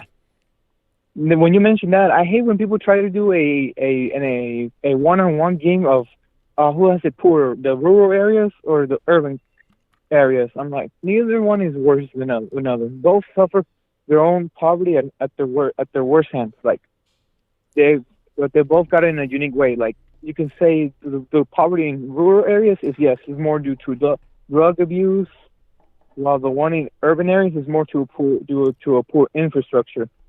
I don't get why people try to do that. Neither one is worse than the other. Okay, both have poverty to be solved. Poverty is poverty, right? I think we can agree there. Well, I mean, the poverty, it manifests itself different. Like the environment is different. That's probably the best way to explain it. You know, people may not have money, but the urban environment is more dangerous than the rural environment. Correct. Yeah, so that's pretty much what that is. Yes, that's why I said it's due to poor infrastructure. That infrastructure, you know, it's not being built because we're wasting all that money on garbage that we don't even need. Yeah, I mean, I'm asking this because, you know, they're one of the worst pro-abortion arguments you could ever come across is, we don't want any more children born into poverty. And you know what's causing all that poverty? Poor infrastructure, because we don't need jack with the money. Illegal immigration, that's another huge cause of youth poverty. You know what else causes the youth poverty at the hands of many Americans? What's that? People not being prepared to be parents. Yeah, I mean, there's a lot of causes for it, and that's going to be kind of a thing that happens. Poor people are everywhere, all over the world. But exactly. Yeah, the whole abortion argument is just a bunch of BS because, you know, in a lot of the poorer countries around the world, they have more kids. They have a higher birth rate. You go to some of these countries, war-torn countries, the birth rate is through the roof. Like Yemen, Oman, you got like a 4 or 5 birth rate versus the United States, where it's like a 2.1 at the most, you know, on average. The illegal immigrants have a birth rate of like 3, 4, and 5. So that whole argument about poverty don't even make no sense because in poor places you have a higher birth rate. Correct.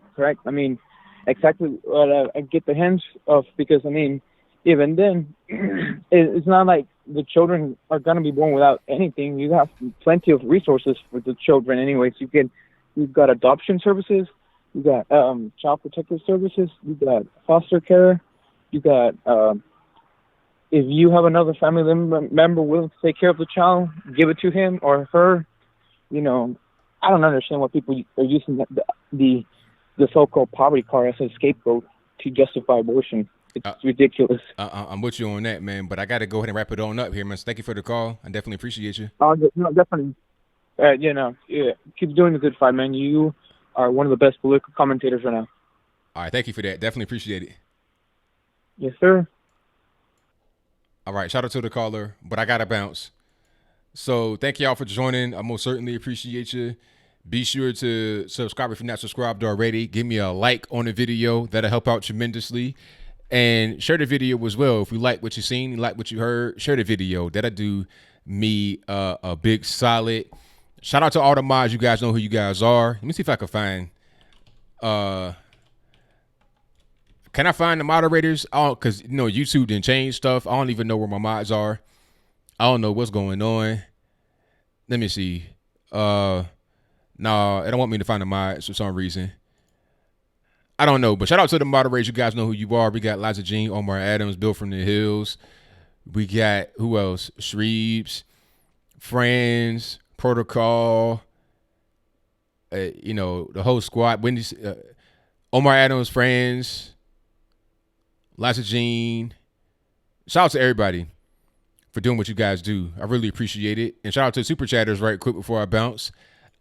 We have Nathan Shield, who says, I heard the NRA started so black people could protect themselves from the KKK. I heard the same thing. So thank you for your donation. Matt McKee says, great show, ABL. I'm on the road to fly back to the hometown of Wichita from Vegas.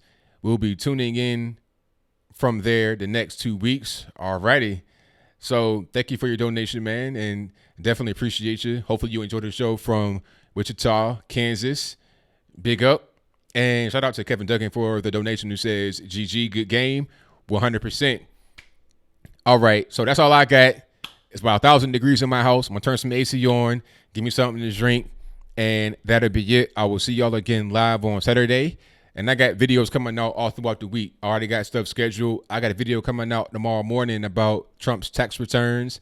And if you want some of that good old merch I have, check out the store on the little carousel to the bottom of the video. It's right there. I got new merch. I got We the People hats, shirts, all that good stuff. Let me see if I can get it up right here. Okay, so We the People. Hat like this. This is a snapback, a regular snapback. The back is not vented, but the back on this one is vented. I like these a lot. Summertime is going to be a little warm. You can put it on when you're on the beach, wherever you at. I got it in black, blue, and red for $23.99. The red don't want to show up right now, but that's fine. And I also have the red We the People shirt. And that's available also in black and blue. Then you have the mug available in blue, black, red. The shirt for the young ladies out there, the women's size and cut t-shirt available in black, red, blue. And also the sticker, We the People. You can get a 3x5 sticker for $5.99 and a 5x7 for $6.99. Available also in blue, red, black. And I think that will be a wrap. So thank you guys for joining. Definitely appreciate you. And until next time, y'all be safe. I'm out. And peace.